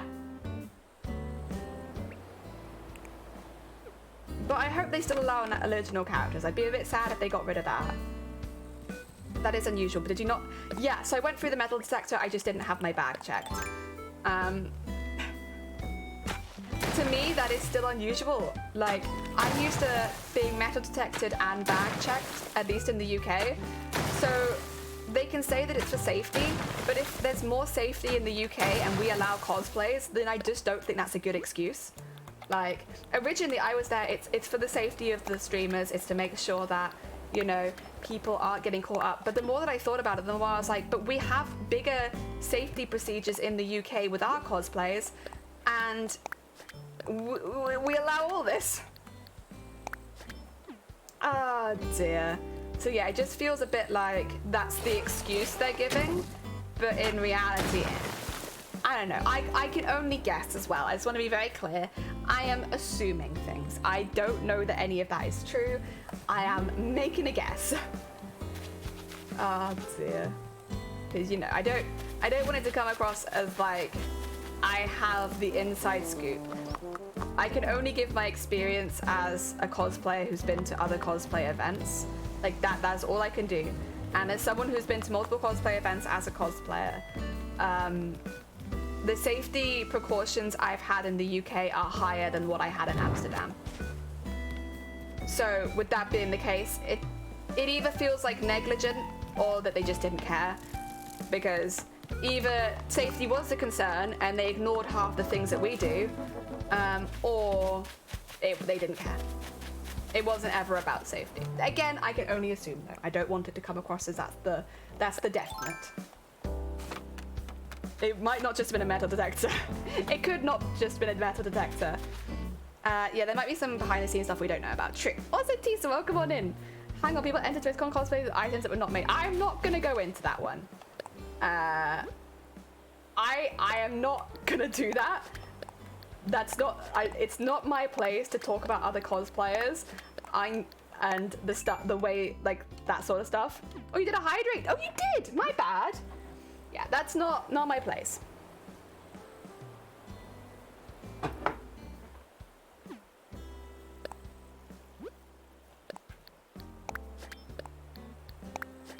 Especially since it wasn't actually written, I think, in the rules this year. But I expect next year there might be a... I don't know. I wouldn't be surprised if next year they would crack down a little harder on that. But mainly because of the current cosplay drama about crediting people and stuff like that.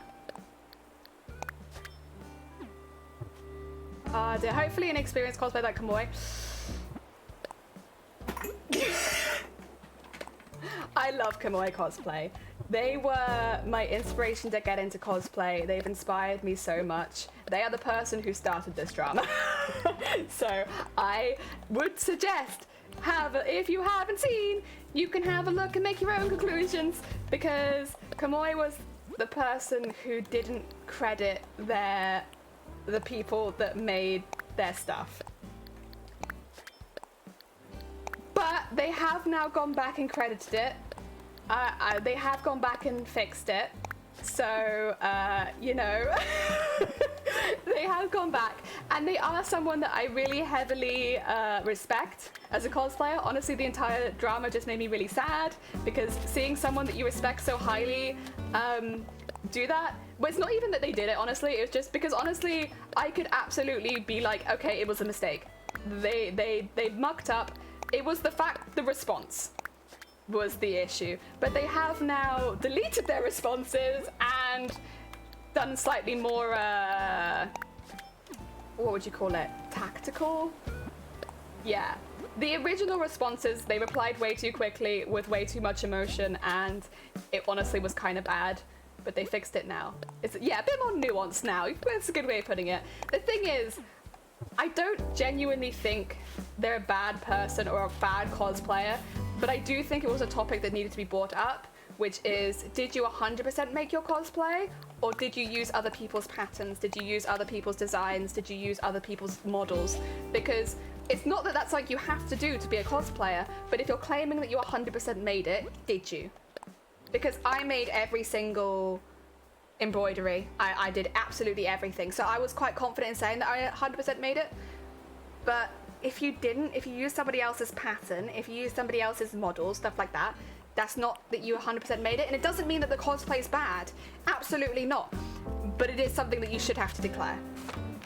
Ah, dear.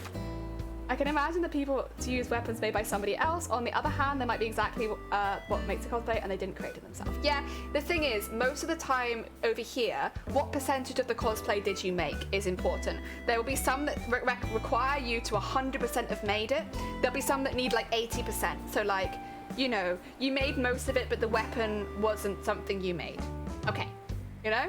It depends on the costume, but if it's a craftsmanship competition, you are normally expected to have made 100%, or you'll be marked down if you didn't make 100% of the costume. Damage control, yeah.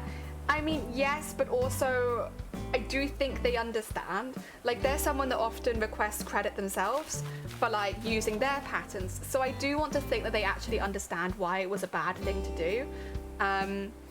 But it was really disappointing to see somebody that you look up to respond in such a quick and bad way. Yeah. But there's still someone that I respect as a cosplayer. Like, I don't want to come across and be... It's not the same as, like, certain other cosplay stuff drama where I'm like, I can't follow them anymore. It's not that. It's more like... But it is something that I now will think of when I think of them, which is a bit sad.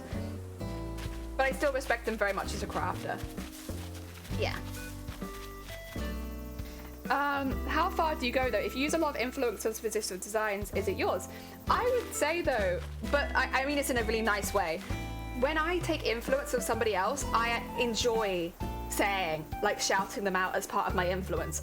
We literally did that when every time I found another cosplayer who like was working on Mateus at the same time as me, I would shout them out. Like, it's not something that I would like, oh god, I gotta shout them out again because they're making the same costume as me. Like, no, it's fantastic. We now follow each other. Like, all of Mateus cosplayers are following each other. They were someone that I could shout at, like, they're doing the same costume, they're doing it in foam, I'm doing it in this. Like, have a little look. Like, isn't it cool the different techniques that we've used? Like, it's not a chore, if that makes sense, and I don't think it should be seen as a chore. It's just nice. It's a good thing, and the cosplay competition is like based on sharing anyway. So it shouldn't really be looked at, I think, in that way, where it's like, how far do you need to go? If you've taken influence from someone, like, why not shout them out? Like, it doesn't matter if they're a much bigger content creator or a much smaller content creator. It's a nice thing to do. What I would say is important is in a craftsmanship competition. So please bear in mind, this isn't, your standard competition. This is like TwitchCon. This is like Crown Championships of Cosplay. This is like Ultimate Online Cosplay Competition. These are people who are either professionals or semi-professionals a lot of the time. Like a lot of the people that enter these competitions are very much, that is their job. Like these are the best of the best worldwide, right? If you use somebody else's 3D print file, that means you didn't 100% make it anymore, because guaranteed every other cosplayer there did make their own files. You are the only one who didn't, and thus you should be marked down against your competitors. Like, that's just how it is. You make your own patterns and somebody else doesn't, get marked down. You make your own and somebody else doesn't. Like, this is the thing, if you don't make your own stuff in that level of competition, you will not do well. You shouldn't even be able to get in half the time because it is actually against the rules.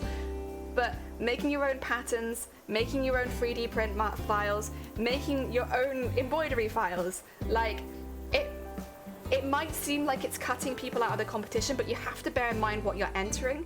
You're not entering a standard cosplay competition. You're entering the Olympics of cosplay competitions. And you don't enter those unless you can do all of the skills, right?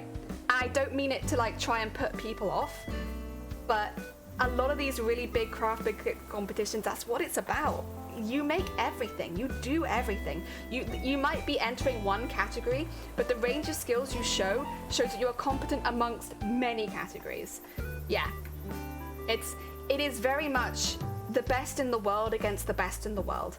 That's why I don't win. That's why I'm not good enough yet. Quite simply, I'm not at that level yet where I can compete with the best in the world. But that's what you're competing against when you go into these like international worldwide competitions.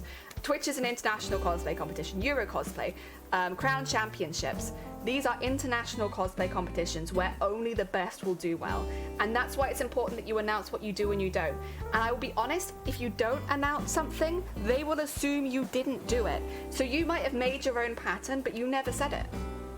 Then effectively, you didn't make it. I'm sorry, you have to announce it. In this, you are up against the big people. And yeah, it's important that you announce everything that you do. Everything. Like, you sew your own wig, okay, announce it. You style your own wig, announce it. Like, yeah. For wigs, I think there's an exception, yeah. So wigs, you style it yourself, but you don't have to have sewn the wig yourself, but you've styled it. That being said, if you're the only person in the competition that hasn't made their own wig, you will not do as well as everyone else. But I would say in that particular case, styling it is what is normally expected. It's the same with underwear. Like, you don't need to make your own pants and bra. You don't need to make your own tights. Everything else is made by you. The only reason why you might need to make your own tights is if it's an integral part of the cosplay. Yeah. But if you do make your own tights, you'll probably get more marks. If you do make your own extra bits, if they're an important part of the cosplay, you might get more marks. But what I'd say is you want to at the very least be making your own resources. So your own patterns. You want to be making your own print files, your own embroidery files, specifically for these really big cosplay competitions, right? I don't want it to come across as like every competition needs that. Like, no. You entering at your local cosplay place, fine. You're entering your masquerade, fine. Like, check your own rules, of course, but most of the time that's not necessary. At the Olympic star level of cosplay, it is necessary. It's not only necessary, it's like you won't do well if you don't do it.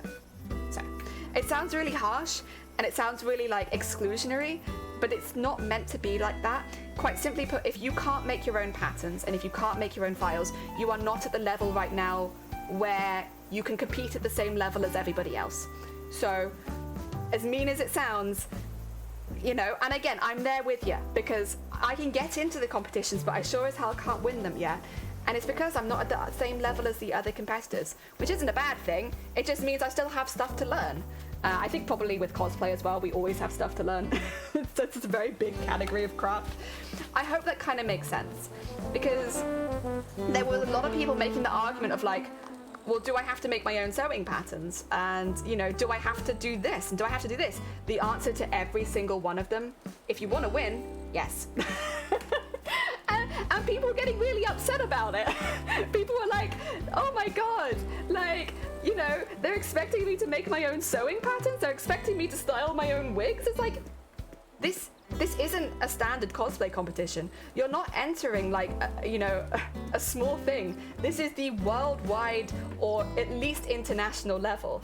And it's not like that. Like, like you are expected to be on the same level as everybody else. And if you're not, you won't get in, which means making your own patterns, which means crafting with a pretty wide array of stuff. And it's not meant to stop you, you know, to like kick you out or something like that. But there's no point in you getting into a competition you have no chance in, you know? So yeah, these are for the best of the best of the best. With us. These aren't for people who are doing it as a casual hobby. People that enter these competitions, it's not a casual hobby. It is a intense competition. Dear, good enough to, thank you, Gobbet. I think I need to do better in a few areas, but I'm working on it, and I will hopefully get to that stage. Dear. It does make sense because it's a higher level cosplay contest. This is the thing, it's not a casual one. A lot of the people that enter these are professionals. Like, you are competing against people whose its job is to cosplay. You know, their job is to cosplay. And the rules level up with them as such, because these people are making their own stuff from scratch. Everything. Like, they're sewing their own wigs, if they're making their own embroidery files, they're doing everything. So if you can't match that level, there's no point in you being there. Same goes with techniques used. Just using a sewing isn't enough to win. Yes. But I don't mean that you can't stick within the sewing realm. You can't go in and say, I sewed this. You know, I drafted my own patterns. I made this, I did this, I did embroidery here, I did stitching here, I did this here, I painted the fabric here. You know, they can all be in the category of sewing, but just sewing is not enough anymore. You need to be doing a fair amount of skills. But again, to clarify, this is in the like championships of cosplay, style cosplay contests. This is not in your local masquerades. This is not in casual cosplay competitions. This is in professional cosplay competitions. That's the difference. Is a lot of people, technically, very, very technically, and Sunkoi too, we are professional cosplayers. Because we get paid to do cosplay stuff. Not maybe a lot, but somewhat, you know, on Twitch, right? But a lot of the people that enter will be people who cosplay is their job. And like, they will do commissions for games, they'll do commissions for films. They are people at the top of their field, and that's who the competition is for. It's not for somebody who makes a cosplay once every few years, just to have some fun, you know? And it's nothing against that, that's still fantastic cosplay, 10 out of 10, we love that. But that's not who these competitions are for. And so when people get mad online about their rules and stuff like that being that it needs to be 100% made, it's like, but if it isn't 100% made, why are you entering? You know? This one wasn't for you. Oh dear. I had never thought of myself as a pro, but I guess it's true, yeah. Shiny told me the other day, because he was like, you're a professional cosplayer for some reason. He was like, I think I was talking about the next cosplay and that I'd like to get to that level, and he was like, you're already a professional cosplayer, and I was like, what? No. Actually, no, you're wrong, I am not. And he's like, yeah, but you make money off Twitch, where you predominantly do cosplay stuff, which means your cosplays do make you money, which means you're a professional cosplayer. Shoot. But he does kind of have a point though, but shoot. Like, that's not necessarily how I see myself. Oh, my pockets are full, are they? What are they full of? Oh, lots of stuff. Bugger. Ah, dear. You're still a beginner, but you can make everything can you join? Yes. So I'd say at the end of the day, anyone can enter, make it 100% yourself, and you'll be fine. The thing is, TwitchCon hasn't had that rule yet, so it doesn't have the rule of make it 100% yourself. So it might even be fine next year not to. It's just, I wouldn't be surprised if they added that rule based on all the current cosplay drama that's going on. It feels like one that would be smart of them to add. So I feel like it is worth probably making it 100% yourself. When it comes to these really big cosplay competitions, it's a really difficult balance. You want to show a really large range of skills, but you also don't want to show skills that you're not confident in. So what I do is, if there are skills you're not confident in that you want to add to the cosplay, make it a smaller part of the cosplay so that you can really hone those skills over the next year, and then show a lot of the stuff you're more confident in as the main part of the cosplay. Because what you don't want to go is show subpar craftsmanship because it was a skill that you weren't, you know, sure about. You could do every single skill that cosplay could ever include, but if you don't do it well, it won't do that well for you. So while you do want to show off your full range of skills, if they're ones you're not so confident in, maybe don't make it the main focus of the cosplay. Yeah. It's heavily implied that you make everything. It is heavily implied, but then yeah. It wasn't a strict rule, which is why it's like, I'm not going to mention any cosplayers, we're staying out of that. But I think next year it'll be like an actual rule. They also might just add a rule that you must give credit if you don't make a part themselves. That also fixes the cause of the drama. I think you should do that anyway, but the thing with the craftsmanship one is it's not about what other people can make, it's about what you can make. You won't get any marks for something somebody else makes on your costume. So there's really no point in you having it. Like, if that makes sense. I don't even know if you might get marked down in certain craftsmanship competitions if you know, use a pattern from the internet or stuff like that. So it's not... It wouldn't be my recommendation to do. If it were me, I would be very careful with that. Because you might... I don't know that you'll get marked down, but there's a chance. And up to you whether you want to make that risk. Did I have something else? Standing toilet, yeah. I don't really want the standing toilet right now. I need like a booth.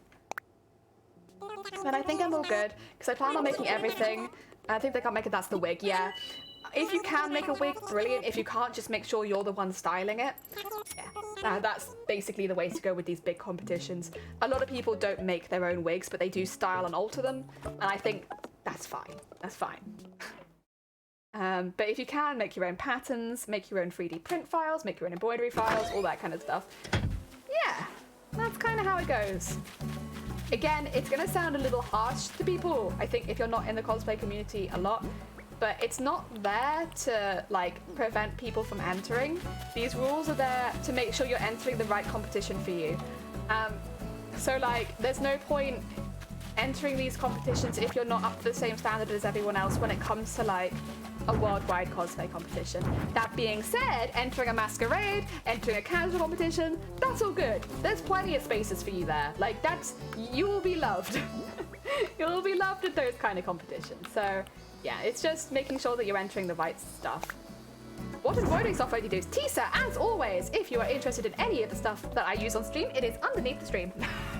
I have a list of it all there so that you can just come and buy and, like, check it.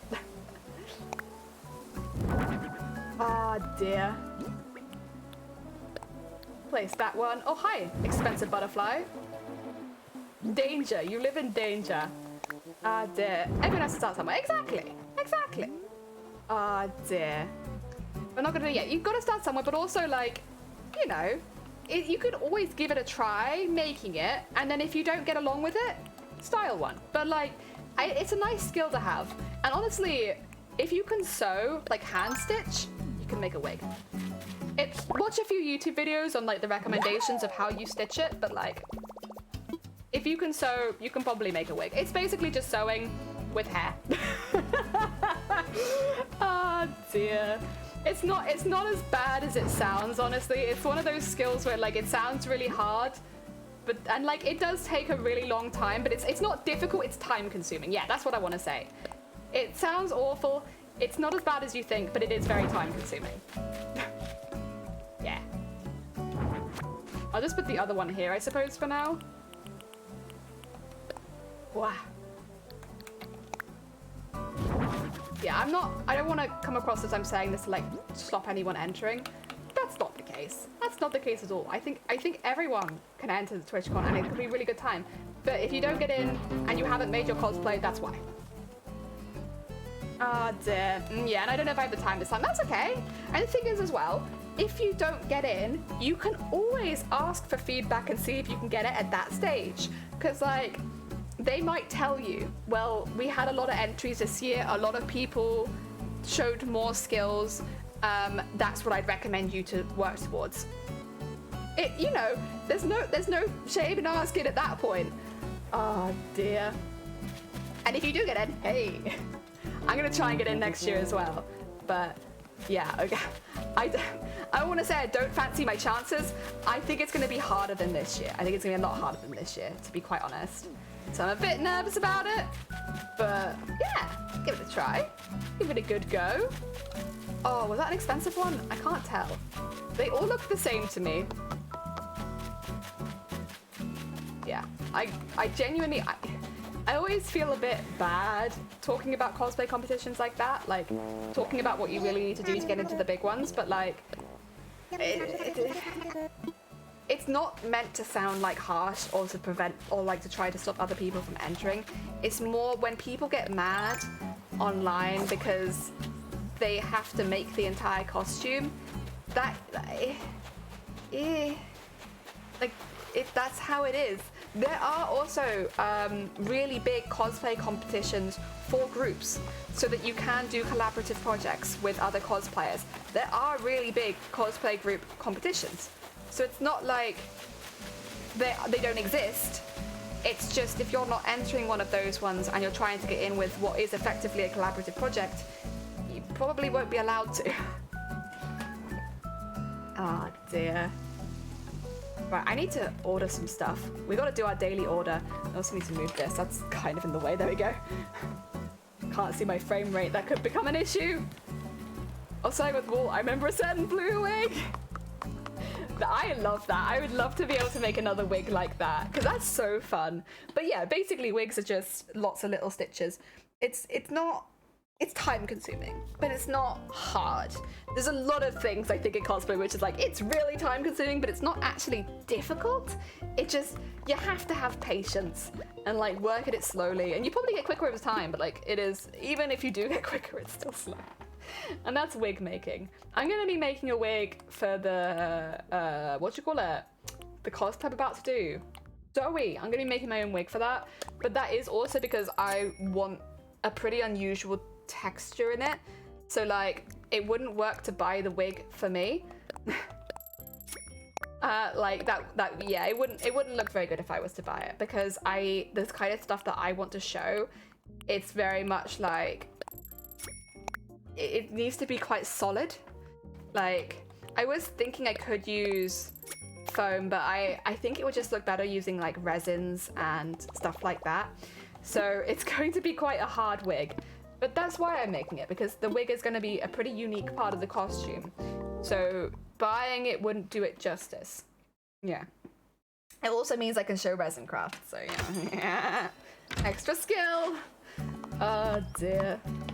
Yeah, I think one thing, if you haven't entered a cosplay competition at a slightly more competitive level before, one thing that you might find quite quickly is there's a lot of strategic cosplays. So strategic cosplays, I've talked about this before because I've done it. Strategic cosplays are cosplays that mean that you automatically show a really large range of skills. They appeal to a lot of the categories of the judging.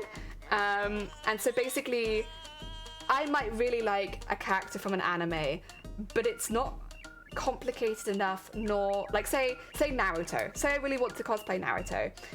The base of Naruto is not complicated enough to do well in a cosplay competition of an international level. It could do really, really well in one with more performance aspects, but when it's completely craftsmanship orientated, that base cosplay probably isn't going to do very well because it shows you making a very standard piece of clothing with some mild embellishment, which, because it's done very quickly, doesn't show a particularly large range of skills.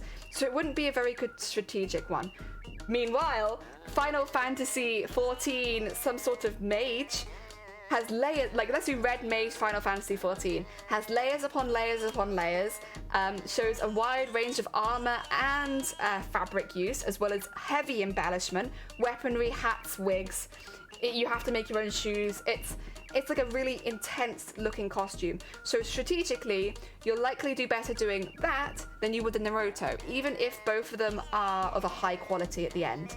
One of them will just do better in cosplay competitions. So you'll find a lot of cosplayers will do strategic cosplays, which is exactly what I would say the Zoe cosplay is going to be. It's a cosplay I really want to do, though it doesn't take away from that, but it's also a cosplay that I think will do well at competitions. Yeah. And what do I want to do in here? I've forgotten. Do I want to drop off the toilet stuff? I can. I could just actually put the toilet stuff in here. Oh, there we go. Patience, what's that? I have no idea. I have no idea. Never seen it in my life. Yeah. Again, it sounds kind of like fake and like, oh, so you don't really like the thing then, or you're not really passionate about this then. You're just pretending so that you can make a cosplay competition, because I don't think that's the case for most people. I think it is just that they make, you know, I really like, you know, Ash from Pokemon, but for the cosplay competition, I will specifically choose Zoe from Resident Evil. You know, it's not like I dislike what I'm making. It's just one of them makes more. They make sense for different uses, you know? Yeah, but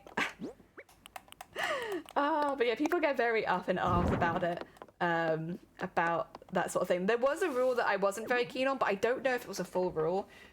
Basically saying that, but then again, I had the same feelings about it.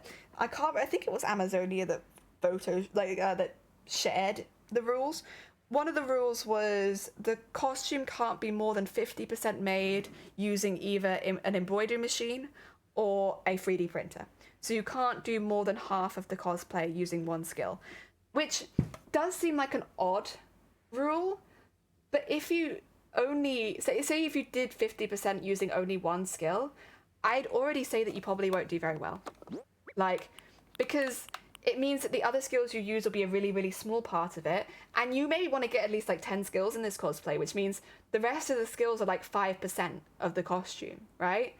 And I can't really see that doing very well anyway. Like, okay, fair enough, you've made it a rule. I'm assuming they've made it a rule because just to basically get the quality of entry so that you know the quality you have to be doing. But like, it just felt a bit like, duh.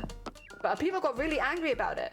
People were like, you mean I can't make my whole armor set out of 3D printing? This is not fair. It's like, you can make your whole armor out of 3D printing, but not at the Olympics of cosplay. It needs to be a part of the costume, not the whole thing. Oh no, it's Samson. Oh yeah, you want to come over? Sure. Get inspired by my wacky music. So it's like a really serious conversation to have during, well, it's not that, I mean, it's not that serious for me, but it is kind of an intense conversation to have playing Animal Crossing. But yeah, people online get mad about these sort of things with cosplay competitions, but I also think they don't necessarily realize what the competition is that they're talking about. It'd be very different if this was a masquerade or a casual cosplay competition, but this is a professional cosplay competition. Like, it's different. Oh dear. Yeah, well, you can get mad. You're welcome to.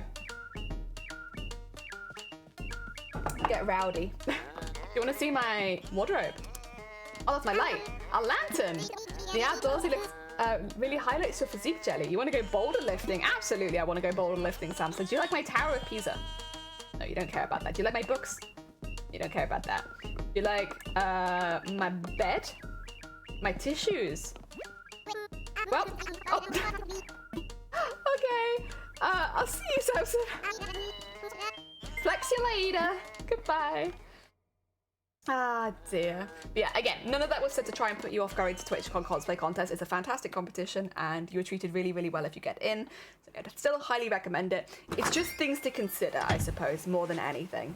If it is your first large cosplay competition, just to bear in mind. All this fed up by my frustration that, yeah, that'll be ultimate. It still makes no sense to me, but you know what? It is what it is, I suppose. Oh, yeah, I just have some pretty, not really strong feelings about it. I mainly just think people don't know what they're arguing about sometimes. Because if they knew, then maybe they wouldn't, I don't know, they wouldn't say it like that. It's a weird one, right? Because, like, I can only assume they don't know that it's that this is, like, effectively these are professional cosplay competitions, you know? They're not meant to be for everyone because they're professional cosplay competitions. And professional cosplay competitions are for professionals. And so when you see people like arguing about it and like being upset about it, it kind of just, I don't know, like, have you ever been to a professional cosplay competition? Like, that's just not really how it goes. And so yeah, it's just a bit odd to me more than anything.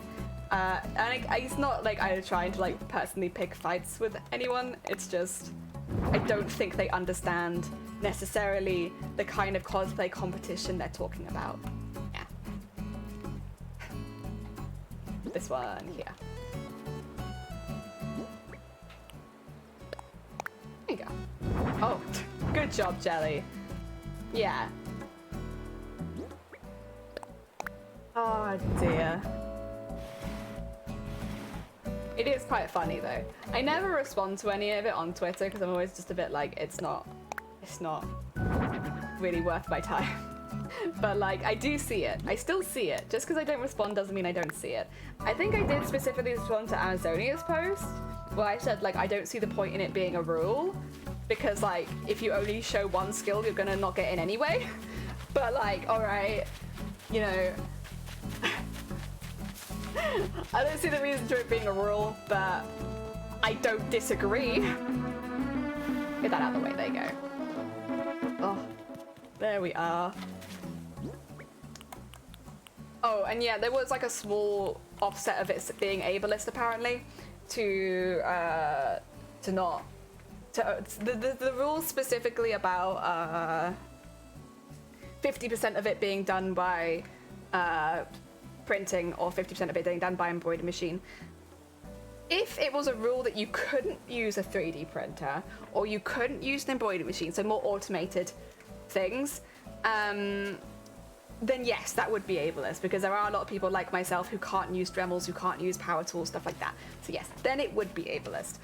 But saying that they shouldn't do more than 50% or they'll be marked down, that's just standard. Like, you don't enter professional cosplay competitions showing only one skill and expect to do well. And I actually think it's more, okay, a little bit rude. I think it's the idea that we would be given special treatment by being disabled, and so it's okay for us to use more than 50%, but it's not okay for anyone else. That actually feels more targeted to me.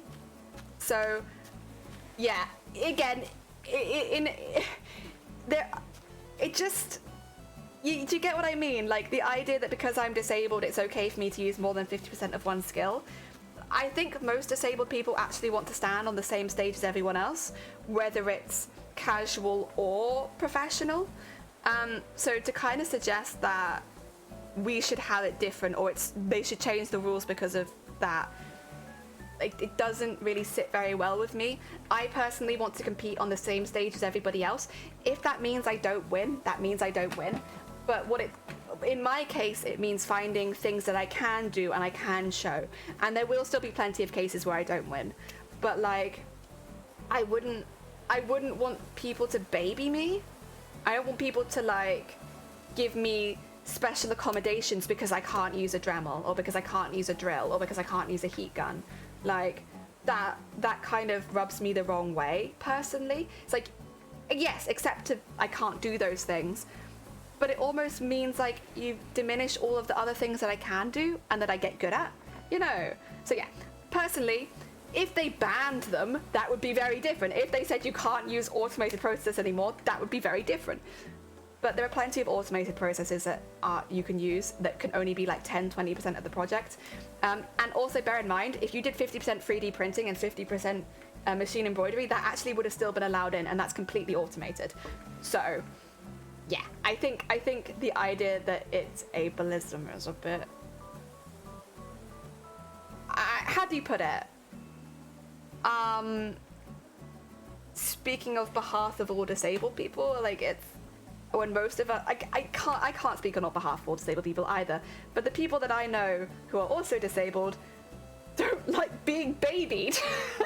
don't like we'll make it easier for you because you're disabled. Like, no, put me on the same stage as everyone else. Like, that was the thing that I really liked about TwitchCon, is I was able to go on the same stage as everybody else and nobody would have looked at me as a disabled cosplayer, because I was at the skill level to stand there with everybody else on that same stage. And like, obviously depending on your disability there will be different things you can do, but cosplay is an absolutely massive range of skills, absolutely massive, and there are like loads of them, like ones that I use, like I'm going to be getting more into 3D printing, I'm doing more machine embroidery, you know, that are automated, that are things that a lot of us will be more likely able to do.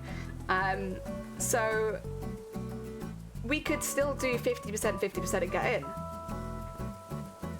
But there's like, if you let me in because I was disabled and not because I was at the same level as everybody else, I would be so embarrassed. I'd be so embarrassed. Like, I wouldn't want to be there. If I didn't think I was the same level as everyone else and that I only got in for that reason, I would just feel sad. Like, so having those rules that you do need to show multiple skills basically to get into a professional level competition is not ableism. Letting disabled people get in because they can't do as much is probably more ableist. Like, at least that would make me a lot more upset. I just want to be treated the same way as everyone else. Oh dear. There are things that can be, like, that I have seen that I would say is more ableism in cosplay. The accuracy rating and how that's changed over the years, I think, is a really big one. Like, for instance, if you're in a wheelchair and you want to do a cosplay of a character that is not in a wheelchair, you shouldn't be marked down for the fact that you're in a wheelchair. Obviously. There have been issues, I feel like, in the past with accuracy going too far and, like, marking down people based on things that they can't help. Skin tone's another really good one. Like, people changing their skin tones for cosplays to be accurate. Like, obviously that should never be the case. Same with, like, people being expected to do stuff out of their ability level as far as disability goes. Like, for instance, if you need crutches, they're always going to be a part of their character, and you shouldn't be limited to only characters that have crutches. And you shouldn't be marked down for having them. Yeah, it's the... I think there's been more issues with accuracy than there have been. And honestly, the issues with accuracy I see are mainly perpetrated by people online. Not so much from judging. Oh dear. Yeah, anyway, that's my hot take. My hot take is most disabled people want to compete on the same stage as everybody else, as long as you have, like, accessibility stuff. It's not actually a problem. Not actually a problem. And claiming it, again, specifically at professional level, yeah, to me it's kind of yikes, personally. I really don't like the idea of getting into a cosplay competition just because I'm disabled. Just for, like, letting me get in. I don't think I know anybody who would like that, to get in just because they're disabled. It just, yeah. Anyway, there's a hot take. A hot take. Yeah, treat us the same as everyone else. A very hot, very spicy. Sure to upset a lot of people. Thing is, it probably will upset someone. I appreciate it. I need to get some more fruit. I keep, like, going backwards and forwards to be like, I need more fruit, and then not getting any. And then I need more fruit, and then not getting any. Let's get some fruit. Adesira and Bam. Also, Pip, welcome on in. We've been talking about a few controversies in cosplay. There's been a few things that have come up recently. Not all controversies, but, like, debates about cosplays being 100% made and stuff like that. You're shaking your head at me, but it's important. It's fine. Oh dear. Yeah, I personally, when it's at a professional level, expecting at least 2 skills to be shown, it's not ableism. That's not ableism. It's a professional level, because the other thing would be is if you let disabled people in,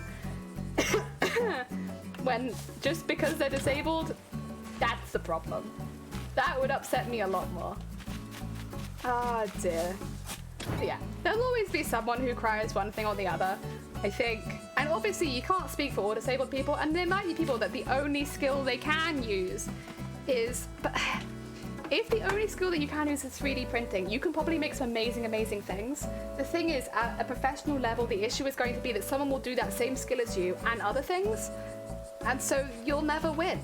Like, you'll never win. And it's not your fault necessarily, but that would kind of be what you'd be left with.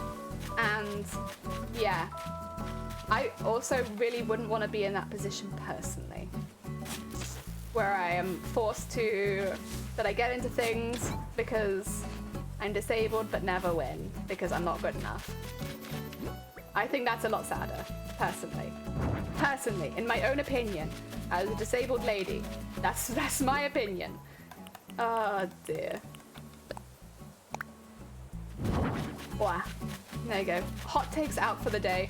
Although, to be honest, most of them are not hot takes. Most of them are like very mild takes, honestly. Thank you for the hydrate, by the way. I have 2 drinks and I've only been drinking one of them.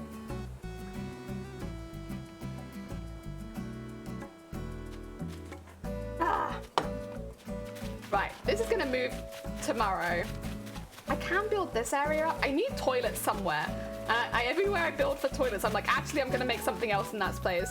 This is gonna look really cute, honestly. This is gonna be one of my main stages, I think. I want some lights on it. First try. What is it? Get cancelled. Yeah, I'm gonna get cancelled speedrun. The speedrun specifically is, it'd be a weird one to cancel me over, honestly, but like, we can try. Listen, if you wanna. Oh dear, how is everyone's day? Oh good, thank you, Pip. Yeah, we had a bit of a rant about a few things to do with cosplay, honestly. But yeah, other than that, we're doing good.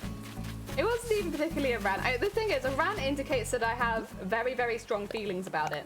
The only thing that I have strong feelings about in particular is people going easy on me or babying me.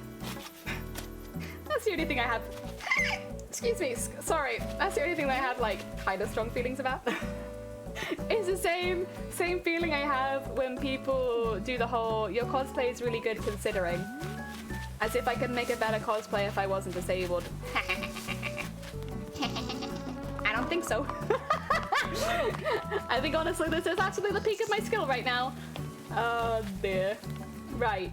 I need desks or something. I want to have like a little desk sewing area. I've just got crafts on the ground. It's looking way too realistic up here. Sorry, they're really loud. Oh dear. I've been hiccuping a lot recently as well because my stomach's not been very happy. So I've been doing a lot more hiccups. Oh, I can hear things. Someone's moving. I should really get a bridge here, but I don't know if it'll let me do that right now. I can check. I should get a bridge there, but actually, should I? Because honestly, the water kind of stops there. I could probably actually not do that. Maybe. I might just get rid of this. Because there's really no reason for that, at least in my mind, to be water there. There we go. We'll just fill this in. I guess to end the topic, because it does feel like the kind of topic that needs to be ended, I'm not an authority. If it offends you, you're more than welcome to be offended by it. Like, if you're disabled, maybe not if you're not disabled. If you're disabled and it offends you, you're more than welcome to be offended by it. Like, that's fine. I'm not trying to stop anyone having those kind of feelings. But I would also always double check the kind of competition you're talking about. And yeah, have a little look. And if people do put in rules that are like, do actually, like, simple stuff, like there needs to be accessibility on stage if you're going up, getting ramps, you know. Flashing lights is another really big one, which I honestly believe more conventions need to like keep an eye on. The amount of people that use flash in the stage to take pictures of people on stage, that's kind of it's kind of a yikes, honestly. But stuff like that is important. Like making sure that everybody can enter is important, and I like fully agree with that. But I think barking up the wrong tree if it comes to professional cosplay competitions only using one skill at this stage. Yeah. But again, you're more than welcome to be offended by it. I ain't the boss of you. I can only give my own opinion. unless it's your costume is really good considering the weird stuff your chat comes up with. Yeah, your costume's really good considering you threw a literal garbage bag into it. Thank you. Having seats backstage doing judging, yes. Oh my god, actually, Sunkoi, that is such an important one. Like, I always talk about the fact that I bring a stool with me everywhere I go because I'm so used to like cosplay competitions not giving me a seat, and I can't stand for long periods of time like that anyway. Or, you know, I often get very dizzy, so like, I always need that. And like, yeah, actually, a lot of cosplay competitions don't offer seating. Unless you tell them like, hey, I am gonna have to sit down. And like, that's kind of, I'll do it, but it makes me kind of uncomfortable to do. That's a very good one, actually. My god. I'm just so used to bringing my little like foldy out stool and like getting by. Oh dear. Because yeah, I can walk around a bit, but I'll always need to go back and sit down, especially in cosplay. Like, it's very, very tiring. I get dizzy spells. Best to be safe. Yeah, TwitchCon is actually the first cosplay competition I've been to which had seats. I mean, I did still have to use my own stool because of my tail, but like, normally I would have been okay. Like, they actually had seats and they had separate table spaces for people. That's also another thing. They also had a separate room to the side. This isn't gonna sound like a really big thing, but I think personally, it's something that I really like. They had a room to the side, which was next to the toilets, where you could get into, if you had to strip or you had to do that, you could get into your cosplay, which is really, really good for like a full day event.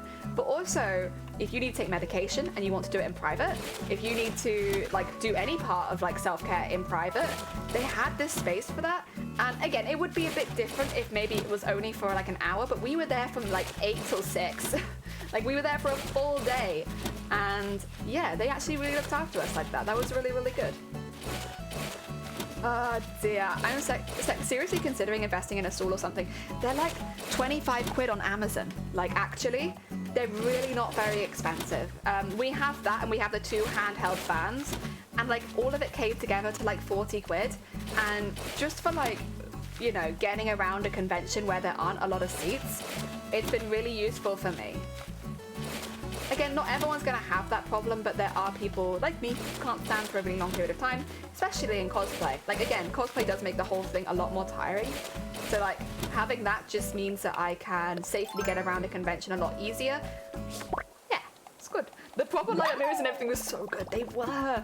Oh my god. Having, like, our own light-up mirrors, it really did feel like VIPs. Like, that was a really, really nice thing. The spaces that we had given to us, as well as, oh, actually, I did want some water here. Okay, well, we might have to find a way to incorporate that somewhere, because, I don't know, I don't want it there. I did want water around the back of this. Difficult. Yeah, no, I was really, really impressed by that. Like, the mirrors are really, really nice. The fact that we did all have seats, like, yeah, like, I couldn't sit down, but I kind of already knew that was going to be a problem because of my tail, so, like, I honestly am not mad about that at all. Like, that's what it is. That's my costume, and I bought stuff. I was prepared. But we all had our own space. We could also hang the costumes up while we weren't using it. Like, it was really, really nice. Like, made things a lot easier for, I think, us and our helpers. So, that was good.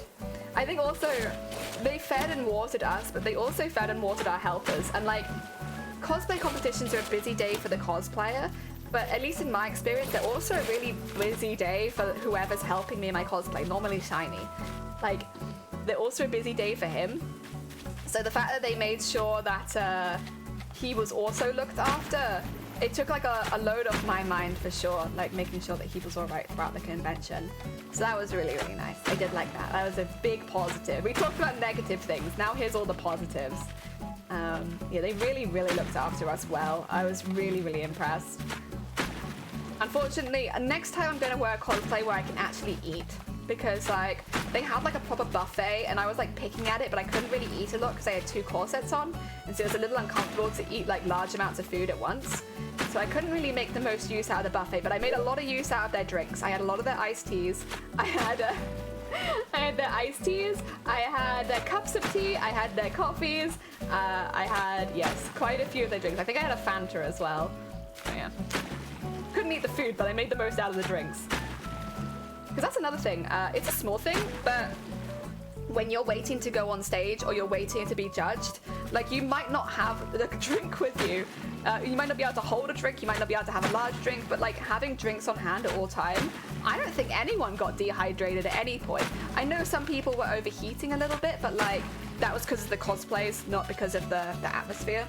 And yeah, I think other than that, it was pretty safe. I felt pretty safe there, honestly. So that was really good. Yeah, it was really good. I mean, I have had it where in like, especially smaller cosplay competitions, you get in a queue to be judged, and like once you're in the queue, there isn't even space to get a stool out. Like you can't even do that. So yeah, I was very impressed with that. That was really good. Also, I'm keeping an eye on the time, but I am actually going to have to skedaddle in a minute because I know we've just had all these really juicy conversations, but I'm going to go see some D&D peoples, so I need to skedaddle a bit. But we have made some good work. I mean, I keep going back on what I'm doing anyway. Like, I'm like, I want to do this, and then I want to do this, and then I want to do this. But we've got some spaces kind of set up. We've got Rolled coming to stay. This will eventually be probably one of the main stages, and that's gonna look really good. But yeah, I think I might need to hold it there just so that I can go see friends. Tomorrow we'll do like a regular length stream again. We'll go back to like 6 or 7 hours or whatever. And hopefully my frame comes in the post because it is still not here. But honestly, it did say it was gonna come over the weekend, so like they don't really deliver here over the weekend. Oh, is Dem playing Ocarina of Time? All right, I don't know if we have any Zelda fans in chat, but we're gonna go right into this because this is Dem's first playthrough of this game, and I think that would be really good. I was buzzing at the amount of Pepsi I had. Yeah, I was like, tea, coffee, tea, coffee. D&D, yeah. So I'm meeting up with D&D friends. Oh no, thank you everyone for joining. It was very, very kind of you. All listen to my rants about cosplay. Oh, and Zay, thank you for putting the raid calls in the chat. That's very kind as well. I should steal one of them myself. Oh dear. Yeah, I do want to finish, I suppose, on saying that 95% of TwitchCon was really, really good. And the way they treated the cosplayers was really good for the most part. And like, you know, it was really good. And I don't want to put anyone off, off going, especially not if you're going to enter the cosplay competition, because they treated us so well. But it does bear in mind that if you wear a reasonably big costume, you might not be able to wear it on the floor. That's the only thing. Everything else, we were treated like kings. Oh dear. But yeah, heck yes, Reeves. We're gonna send you all over to Dem. Dem's one of my mods, actually. They just started playing Ocarina of Time. It was voted for by people in the chat, so hopefully it should be really good. And I know it's their first time playing it as well, so I think they'll have a really good time.